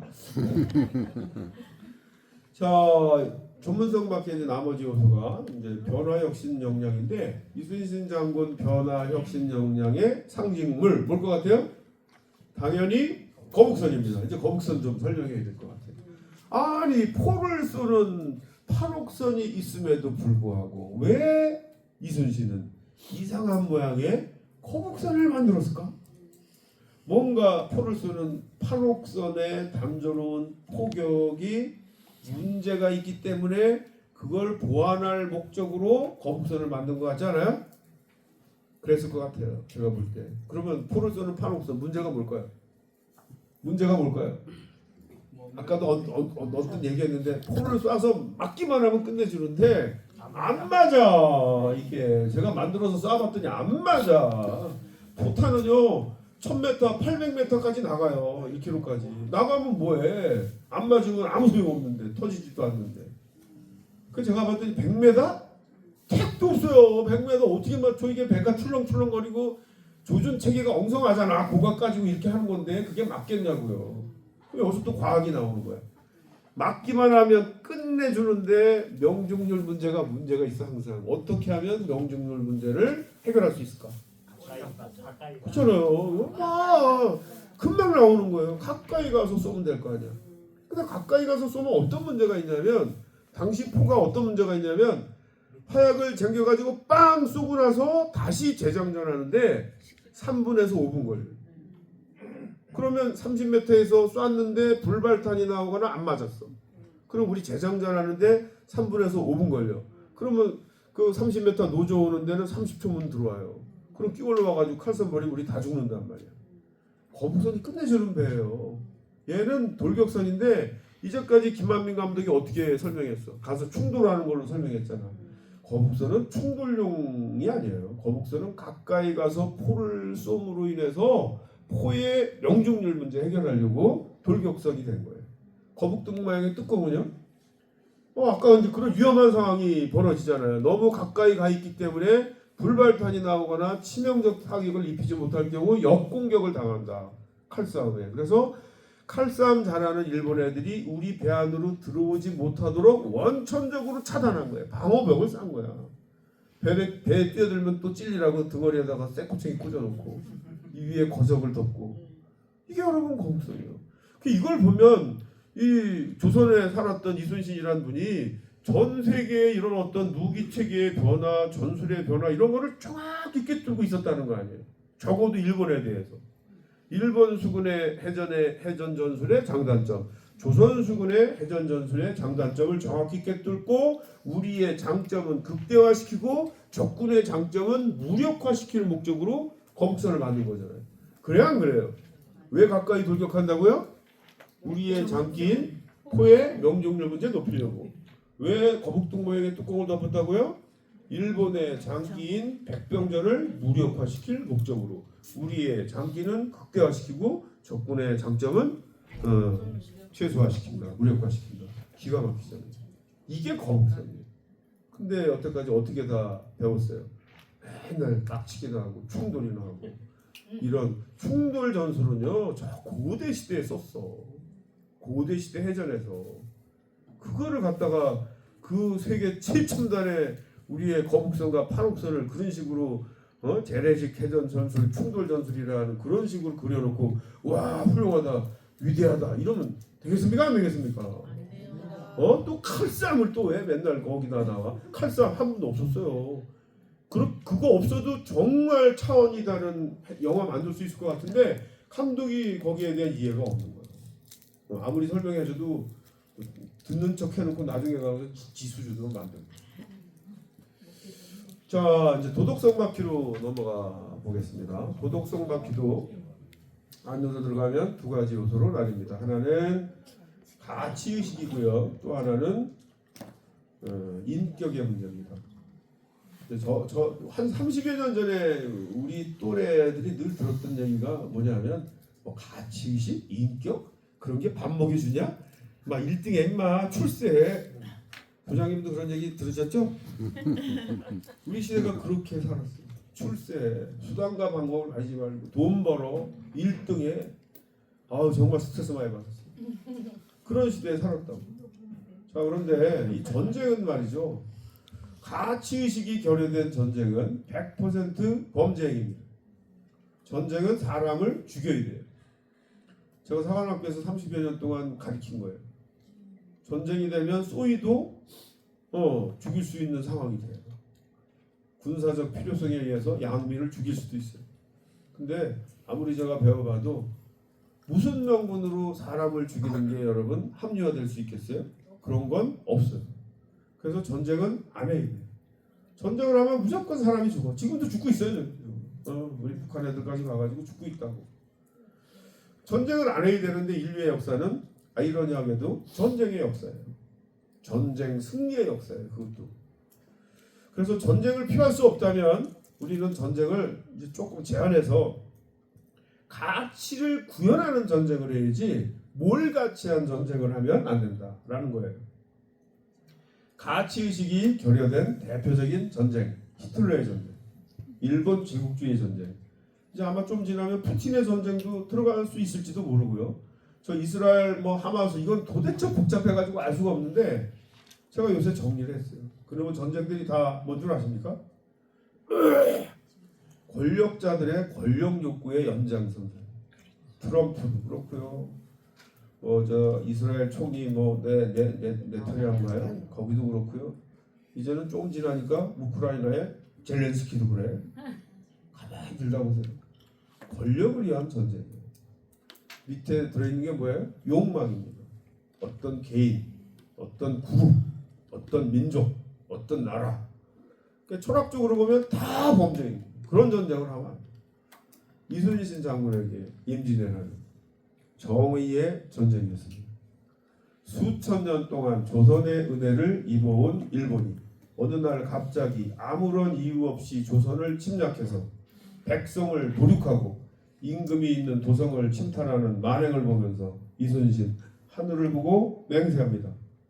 이런 불의한 침략 집단에 대해서는 하늘을 대신해서 철저히 응징하여, 이순신 장군 표현 그대로 쓸게요. 역천과 순천의 도리가 무엇인지를 깨우쳐 주고야 말겠다. 알아들으셨나요? 여수 순천 사시면 역천자 순천자 정도는 아셔야 되는데 예? 순천의 순천이 그 순자예요. 이게 여러분 가치의식이에요. 여기에 유학의 역사의식이 들어있어요.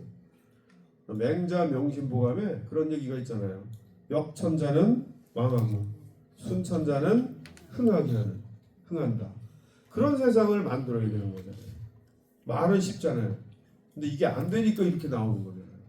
하늘의 이치에 순응하고 정의롭게 사는 사람은 출세도 알고 돈도 벌고, 하늘의 이치를 거역하는 역행하는 불의한 놈은, 나쁜 놈은 망해버리고 없어지고, 그래야 되는 세상 만들어야 되는 거 아니에요? 근데 역사 현실이 그래요? 그러니까 그런 얘기가 나오는 거란 말이에요. 이게 유학의 역사의식이에요. 그러면 아까 제가 표현을 했잖아요. 이 불의한 침략 집단에 대해서라는 이 표현 자체가 어떤 표현이에요? 유학의 표현이에요. 이 불의한 침략 집단에 대해서는 하늘을 대신해서 철저히 응징하여 정의가 반드시 승리한다라는 사실을 깨우쳐 주고야 말겠다. 이게 여러분 마지막 노량해전의 의미라고 저는 생각해요.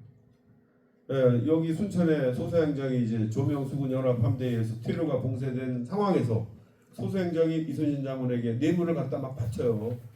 이제 도요토미도 죽었으니까 전쟁 끝나고 돌아가야 되는데 제발 길을 빌려주시오. 열어주시오. 어떻게 했겠어요? 올 때는 네 발로 왔지만 절대로 못 갑니다. 단 한 놈도 단 한 척도 일본으로 돌아가지 못할 정도로 철저히 응징하여 7년 동안 저지른 범죄 행위에 대해서 책임을 묻고 정의가 반드시 승리한다라는 사실을 깨우쳐 주고야 말겠다. 이런 입장에서 벌어진 해전이 마지막 노량해전이고, 여기에서 이순신 장군이 전사하시잖아요. 그래서 저는 이 마지막 노량해전이 200여 척 몇 척 꽤 부수고 이런 것보다도 기본적으로 이 마지막 노량해전은 이 불의한 침략 집단에 대해서 정의로운 그런 입장에서 깨우쳐 주고야 말겠다라고 하는 이순신 장군의 가치의식, 역사의식이 반영된 위대한 해전이다. 저는 그렇게 노량해전을 설명을 합니다. 자, 도덕성 밖에 이제 마지막 요소가 인격의 문제입니다. 인격이 밥 먹여주느냐 소리를 저 청소년 시절에 많이 들은 것 같은데, 인격이 살아보니 인격이 밥 먹여주는 세상을 만들어요. 인격이 경쟁력이 되는 사회를 만들어요. 왜? 이순신 장군을 보면 알 수가 있어요. 이순신 장군 주변에는 사람들이 모여들어요. 기라성 같은 역량을 지닌 전문가들이 모여들고요. 참모들이 모여들고요. 스님들, 의병들이, 승병들이 모여들고요. 의병들이 모여들고요. 백성들이 모여들고요. 그래서 이 기록을 보면 한산도에 계실 때, 고금도에 계실 때 백성들이 막 인산인해를 이루어요. 백성들이 모여든다는 건 뭐죠? 전쟁을 지속할 수 있는 군량, 식량을 확보할 수 있다는 거예요. 그래서 백성이 중요해요. 전쟁은 군인들만 하는 전쟁이 아니에요. 전쟁은 국가 총력전이에요. 그래서 이 이순신 장군을 보면 주변에 지휘관, 참모, 의병, 승병, 백성들이 모이는다. 리더 원균 주변에는 사람이 흩어지는 거예요. 거꾸로. 아까 봤잖아요. 다 흩어져. 왜 이런 일이 벌어질까? 이게 여러분 리더십의 아주 핵심 포인트예요. 이런 상황이. 그래서 이게 리더십에서 인격이 차지하는 비중이라고요. 어떻게 해서 이순신에게는 이런 일이 벌어졌을까? 뭐 여러 가지 이유가 있겠지만 저는 이렇게 설명합니다. 자기 자신의 이익을 넘어 진정, 나라와 백성을 사랑하는 이순신 장군의 고결한 인격에 감화되었기 때문이다. 인격 감화형 리더십. 인격이 리더십이다. 이런 얘기 여러분 들어보셨을 거예요. 어찌 보면 이순신 장군의 이런 인격이 중심이 되어서 조선의 민, 관, 군의 전투 역량을 통합시키는 중심에 이순신 장군의 인격이 있었다. 어찌 보면 이순신 장군의 인격이 나라를 구했다. 이렇게 되는 거잖아요. 자, 그래서 이제 어찌 보면 이 인격이 없는 리더십은 사상 누각입니다. 모든 리더십의 바탕에는 인격이 깔려 있어요. 그래서 리더가 되기가 어려워요. 네. 자, 그래서 이제 시간이 뭐 한 10분 남았는데 이건 뭐 그냥 넘어가야지. 뭐. 여기 보면 어떻게 우세한 상황을 만들어 놓고 싸웠는지 제가 이순신 벽법을 ön하다라는 책에서 아주 상세하게 이렇게 적어놨어요. 이제 군인들이 이제 이런 걸 보면 금방 이해하는데 여기 여성들이 좀 많으시니까 이순신 병법 1번 통합된 세력으로 분산된 열세의 적을 공격하라.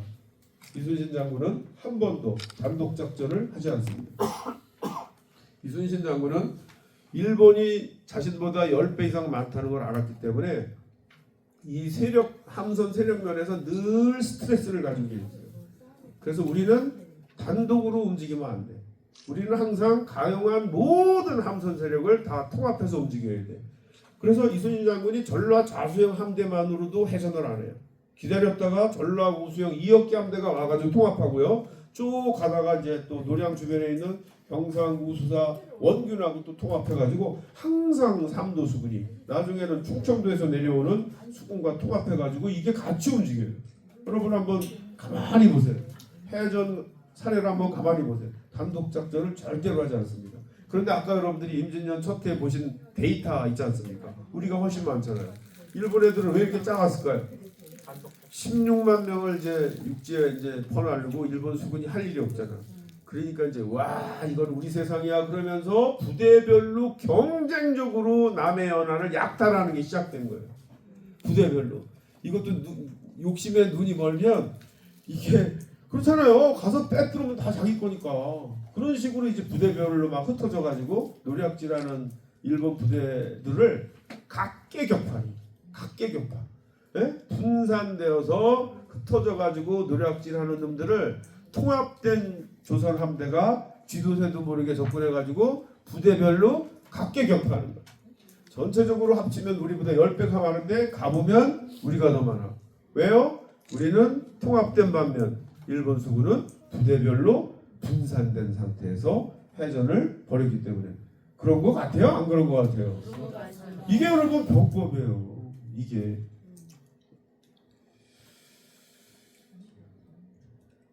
그냥 막 넘어가요. 혁신 역량. 그래서 아까 이제 거북선 얘기했잖아요. 거북선. 이게 이제 해군사관학교에서 최초로 만든 거북선인데 이순신 장군의 거북선이 아니다. 저 잠만경처럼 위로 저렇게 올라온 거북선은 조선 후기의 거북선이다. 저거는 앞에서 뭐 유황 뭐 연기 뽑고 하는 우리 옛날에 봤던 용가리처럼 또 저기서 불도 확 걷나요? 그런 거 옛날에 본 거 같지 않아요? 예. 이순신 장군은 용의 입에서 현자 총통을 쐈단 말이에요. 이게 장기에 다 나온다고 해전 양상이. 그래서 이렇게 바꿨어요. 용의 입에서 현자 총통을 쏠 수 있는. 누가 이걸 했다고요? 제가 했다고요. 제가. 정말 제가 이거를 개념을 제가 정리했어요. 왜 이순신 장군의 거북선을 만들어야 되는지. 아까 어떤 분이 이게 거북선이요 1895년까지 있어요. 조선 후기까지. 그런데 이순신 장군 요 시기로부터 10년만 뒤로 가면 세계 최고가 아니야. 서양이 확 발전을 해요. 무기가. 예? 근데 제가 이제 해군이니까 우리나라 그 조선 말에 뭐 신미양요 뭐 이런 식으로 뭐 미국 애들 쳐들어오고 프랑스 애들 쳐들어와 가지고 저 강화도에서 막 전투 벌어졌잖아요. 우리 전멸당했잖아. 왜 그런 줄 아세요? 이때의 수준이 똑같아. 미국은 포를 쏘면 뻥뻥 터지고 조준 사격을 하고 4km까지 나가고 5km까지 나가는데 조선의 포는 임진왜란 때 쓰던 포하고 똑같아. 포가 안 터져. 그리고 맞지도 않아 하나도. 이게 뭐예요? 과학이에요. 서양은 비약적으로 발전합니다. 요때까지가 이게 최고의 세계에서. 그러니까 요 이후의 거북선은 그 볼 것도 없어요. 세계 최고가 아니야. 그냥 목선에다가 노젓는 거고요. 서양은 어떻게 말해요? 터지는 포로 바꾸고요. 추진력이 어떻게 돼요? 노에서 증기기관으로 바뀌고요. 그렇잖아요. 이렇게 바뀌어지는 거예요. 그래서 서양의 과학 문명의 중심이 되어서 서구 중심의 문화가 이제 근세 이후에 전개가 되는 거다. 여러분들 그렇게 보시면 안타깝게 생각할 게 하나도 없어요. 우리가 조선 말에 우리가 그렇게 당하는 이유는 뭐죠? 과학화에 늦었기 때문이에요. 그래요, 안 그래요? 맞아요. 네, 그거예요, 그거. 네. 중국과 일본과 조선이 똑같은데 그중에 약사빠른 일본이 어떻게 했어요? 유학생들을 선발해가지고 영국으로 다 유학을 보내가지고 걔네들이 해놓은 과학적 성과를 가장 빠른 시간 내에 받아들여가지고 그것을 자기화해서 제2차 세계대전을 벌일 정도의 강력한 국가로 성장을 하게 된 거죠. 자, 그래서 여기서 정리할 것은 거북선은 근접 충돌용 돌격선이 아니고 근접 포격용 돌격선이다. 정리되셨나요? 네.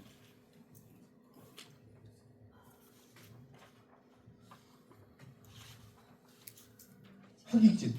이건 뭘까요? 그것도 과학이라 그랬잖아요. 포의 명중률 높이는 방법은 가까이 가서 쏘는 방법, 포위를 해서 집중 포격을 가하는 방법. 두 가지잖아요. 이순신 장군이 그 두 가지를 딱 쓴 거 아니에요 지금. 근데 사실 따지고 보면 너무 간단한 거예요. 여러분들도 다 생각해낼 수 있는. 하객진. 왜 이렇게 포위했다고요? 포가 안 맞아. 집중 포격을 하면 맞을 거 아니야. 어디엔가는 걸릴 거 아니야. 그렇죠? 이게 과학이에요. 이게.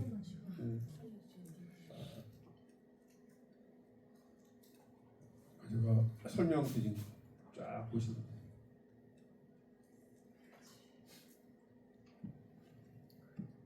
인격을 설명하기 참 어려운데 이렇게 정의해봤어요. 인격, 나를 넘어 우리를 중심으로 행동하려는 인간 고유의 품격이다. 그런 것 같아요? 네. 이런 거 할 때 여러분들이 인간이에요. 직거 중심으로 살면 뭐라고요? 금수입니다. 금수. 유학에서 얘기하는 거예요 이게 지금. 이게 기본적으로 유학의 가르침이에요. 사람이 만물의 영장인 까닭은 사람도 생물체이기 때문에 무한한 이기적인 욕구가 있다. 그러나 사람만이 그 이기적인 욕구를 넘어서 타인의 욕구를 배려할 수 있는, 타인의 욕구를 함께 공유할 수 있는 그런 능력이 있는 유일한 존재다. 그래서 여러분 사람이 만물의 영장이에요. 한마디로 얘기하면 뭐예요? 유학에서 꿈꾸는 게 지만 아는 자기 중심의 삶을 살지 말라는 거예요. 이게 뭐죠? 사랑이에요 이게. 그래서 이게 욕구의 문제예요 사실. 이기적인 욕구를 어떻게 극복할 것인가라는 거예요. 그럼 여러분 한번 생각해 보세요. 이순신 장군 꿈이 뭘 것 같아요? 이분도 전쟁 빨리 끝나고 집에 돌아가서 엄마랑 아내랑 애들이랑 알콩달콩 행복하게 사는 게 이분의 꿈이었어요. 근데 이분 그렇게 못 사셨잖아요. 그죠? 그런데 이분은 도대체 어떤 생각을 가지고 사셨길래 하나밖에 없는 목숨을 나라와 백성을 위해서 바칠 수 있었을까? 이게 여러분 또 궁금하셔야 돼요. 저 사람의 머릿속에 어떤 가치관 인생관을 가지고 있었지? 여러분 유학이에요. 이분은 유학에 의해서 의식화된 분이고 유학 때문에 비슷한 사람 있잖아요. 또 누가 있어요? 안중근 의사. 의자가 무슨 의자예요?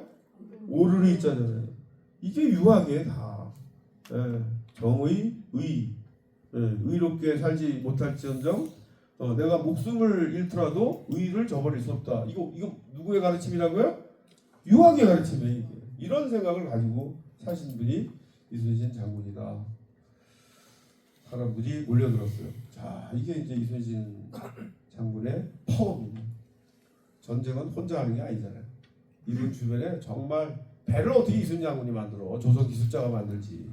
포를 어떻게 이순신 장군이 만들어? 대장장이가 만들지. 이순신 장군이 중심이 있을 때 이런 사람들이 다 모여들어. 자기 역량을 마음껏 발휘해. 기가 막히잖아요. 자, 5분 내로 끝내겠습니다. 이순신 생태계. 이것도 좀 이상하죠? 제가 궁금했어요. 어린 시절부터. 아니 나는 임진왜란 당시 조선 조정은 맨날 당파 싸움이나 하고 음모가 난무하고 그렇다라고 배웠는데 위인전에서 이순신 장군을 보니 원리원칙주의자고 불의와 타협하지 않고 부당한 명령을 내리면 임금한테도 대드는 그런 이순신이 이런 엉망인 사회에서 어떻게 도태되지 않고 살아남아서 참도 수군 통대사까지 올라갈 수 있었을까? 여러분 궁금하지 않나요? 나는 엄청 궁금했어요. 이게 제 평생의 과업이 됐다고. 이게 뭐지? 이것도 여러분 이제 역사 인식하고 이제 견뎌 보시는. 아니 이거 엉망인 사회라고 그래. 그렇게 배웠는데 어떻게 이순신 같은 사람이 비록 3번의 파직, 2번의 백의종군이라고 하는 시련의 관료 생활 한 거 맞지만 궁극적으로는 발탁되어서 전라 좌수사 해군 소장 3도 수군 통제사 해군 대장까지 올라가서 22년 관료 생활 동안에 8년여를 해군 소장 해군 대장에 위치해 있으면서 임진왜란을 극복하는 역사의 주역이 될 수 있었을까? 궁금하지 않나요? 궁금하셔야 돼. 이분 불우한 분이에요? 출세한 분이에요? 쫙 나오네 이제. 보통은 이게 이제 망설여진다고. 우리 뭐 사극이나 영화에서는 맨날 백의종군 뭐 파직 의금 뭐 하직 고문 이렇게 해가지고 어우 이거 뭐 이게 뭐야? 와 이 불우하네 말이야. 이 안 됐네 이렇게 우리가 그렇게 돼 있다고 많이. 근데 이분 출세한 분이에요. 근데 정말 뭐가 제가 부럽냐면 정의롭고 정직하고 청렴하게 살았는데 출세했잖아. 2024년 대한민국 이게 가능한가요? 여기 혹시 공무원분들 오신 거 아니야? 지금 여기 있으시지? 그래서 제가 말씀드리는 거예요. 여러분 정의롭고 정직하고 청렴하게 사시면 이순신 장군처럼 출세합니까? 2024년 됩니까 지금? 이걸 제가 묻는 거예요. 그럼 우리가 어떻게 뭘 배워야 되는 거야 도대체? 네? 이분의 좌우명이에요. 장부가 세상에 태어나서 나라에 쓰이게 되면 죽기로 일할 것이요 쓰이지 못하면 들에서 농사짓는 것으로 만족할 것이다.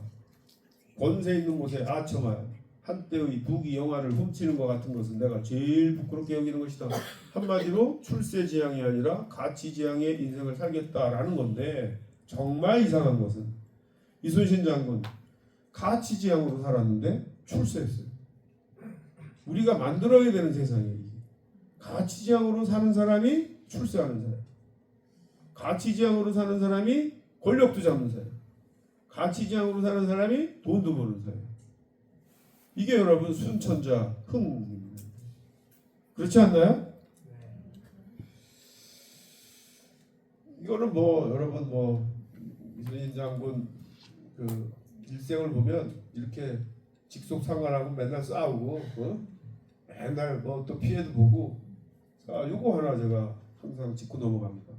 이순신 장군에게 좋은 화살통이 있었어요. 정승, 유전이 그게 탐이 나가지고 딱 노리고 있었는데 어느 날 훈련원에서 함께 활을 쏠 수 있는 기회가 생겼어요. 정승, 유전이 그 화살통 나한테 좀 줄 수 없나? 저 같았으면 얼른 갖다 바치고 편하게 관직생을 할 텐데 이순신 장군 뭐라고 그랬어요? 화살통은 드리는 것을 어렵지 않으나 남들이 대감이 저에게 받은 것을 어떻다 할 것이며 소인이 바치는 것을 어떻다 하오리까. 화살통 하나로 대감과 소인이 함께 더러운 지탄을 받게 되는 것이 미안할 따름입니다. 이게 국군 중위 이순신이에요. 국군 중위 이순신과 국무총리와의 대화 수준인데요. 저는 유전의 답이 너무 멋있어요. 이게 지금 중위 새파란 중위한테 거의 훈계조를 지금 딱 들었는데 속으로는 부글부글 끓는지 모르겠지만 겉으로 뭐라 그래요? 그대 말이 옳다. 이게 여러분 조선입니다. 이게 유학을 국시로 했던 조선이기 때문에 이렇게 살으라고 배웠어요. 그리고 그렇게 산 거고요. 이런 것들이 일정한 정도로 통용이 되는 거예요. 이게 지금 국무총리와 국군 중위와 대화가 되는 거예요. 지금. 이게 제가 볼 때는 임진왜란을 극복할 수 있었던 조선의 정신이다 이렇게 보는 거예요. 네. 그래서 이제 우리가 그냥 역사 시간에 뭐 단팥싸움이나 하고 말이지 음모가 난무하고 말이야 엉망진창이고 이런 식으로 나이브하게 우리의 역사를 보는 게 얼마나 잘못됐는지 얼마나 자학적인 역사관인지라는 게 드러나잖아요. 그래서 제가 이런 거를 이제 원리원칙자 정의로운 이순신 어떻게 도태되지 않고 살아남을 수 있었을까? 이순신 생태계가 조성되었기 때문이다. 이순신 생태계 이순신 같은 전문성과 도덕성을 겸비한 인재가 도태되지 않고 우리 사회 곳곳에서 마음껏 자기 역량을 펼칠 수 있는 건강한 조직 환경, 건강한 조직 사회 이걸 제가 이순신 생태계다 이렇게 표현을 했고요. 이런 이순신 생태계가 존재했기 때문에 이순신 같은 사람이 살아남아서 자기 역량을 발휘할 수 있는 기회를 부여받을 수 있었다. 삼도수군 통제사도 될 수 있었다. 이순신 생태계입니다. 이게. 그래서 제가 쫙 이제 이 시대 인물군들을 봤더니 조선왕조 500년 중에 가장 훌륭한 인재가 집중적으로 배출된 시대가 선조 임금 시대입니다. 조선의 사상계의 거두가 다 이 시대에 살았어요. 퇴계, 이황, 율곡, 이희, 남명, 조식 이분들로부터 교육을 받았던 제자들이 관계에 진출해서 나온 사람들이 다 이항복, 오성과 한음 우리가 위인전에서 배웠던 사람들이 다 이 시대에 살아요. 이항복, 충민사기를 쓴 이항복 임진왜란 당시 병조판서, 국방부 장관 5번 이런 사람들이 있었기 때문에 우리가 그냥 감정적으로 뭐 임금 선조를 욕하고 그런 문제를 떠나서 임금 선조가 대통령인데 이런 인물 군들을 거느리고 있었다고 그러면 그 리더십은 그래도 괜찮은 리더십 아니에요? 하도 너무 임금 선조가 욕을 먹기를 해. 이런 면도 있어. 그리고 이순신의 인생을 보면요. 임금 선조가 잘한 게 90%고요. 못한 게 마지막 한 번이에요.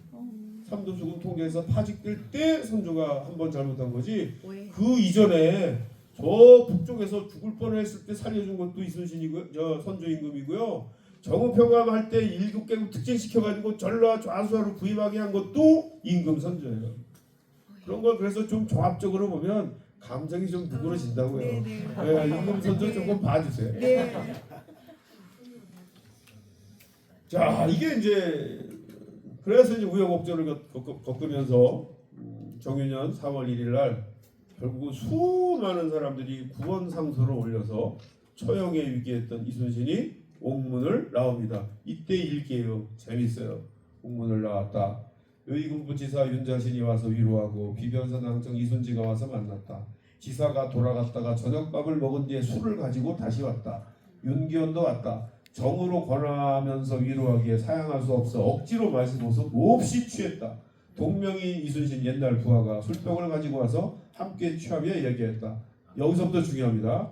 영의정, 유성룡이 종을 보내고 판부사, 정탁, 장관, 심의수, 부총리 김명원, 차관 이정영, 검찰총장 노직 동지 채원 동지 광영이 사람을 보내어 무난하였다. 술에 취하였다며 몸을 적셨다. 이순신 어려웠지만 결코 외롭지 않았습니다. 옥문을 나온 날 조선의 기라성 같은 실세들이 전부 사람을 보내서 위로했어요. 박수 한번 치셔도 돼요. 이게 조선이고 이런 생태계가 있었기 때문에 이순신이 이순신일 수 있었다. 세상에 독불장군은 없는 거죠. 자, 그래서 제가 어찌 보면 우리가 그렇게 이렇게 자학했던 그 임난 당시 조선 조정의 가치 지수가 혹시 2024년 우리보다 더 높은 거 아니야? 쪽팔리지만 쪽팔려요, 제가 사실은.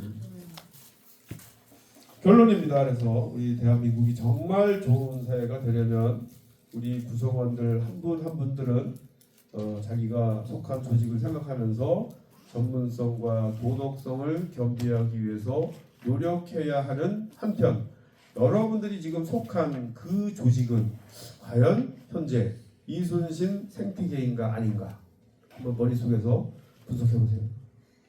다 했습니까? 이순신 생태계 맞아요? 영순 씨는 이순신 생태계 만들었어요? 데려가. 그렇지. 그래서 우리가 가야 될 길인 거죠. 그래서 세상에 완성형은 없어요. 사실 없잖아요. 그러나 가고자 하는 의지가 굉장히 중요하지 않습니까? 그래서 세상은 하루아침에 이렇게 바뀌지 않아요. 우리의 구성원들이 어떤 생각을 가지고 내가 속한 조직을 그래도 이순신 생태계로 만들기 위해서 노력하는 이런 것들이 쌓이면서 조금씩 변화하는 거지 어느 날 갑자기 확 바뀌는 건 아니다. 그럼에도 불구하고 지금 이 시대를 살아가는 우리에게 부여된 작은 역사적 소명이 있다면 공동체와 더불어서 바로 우리가 속한 그 조직을 이순신 생태계로 만드는 일이다. 이렇게 결론을 맺으면서 오늘 강의 마치도록 하겠습니다.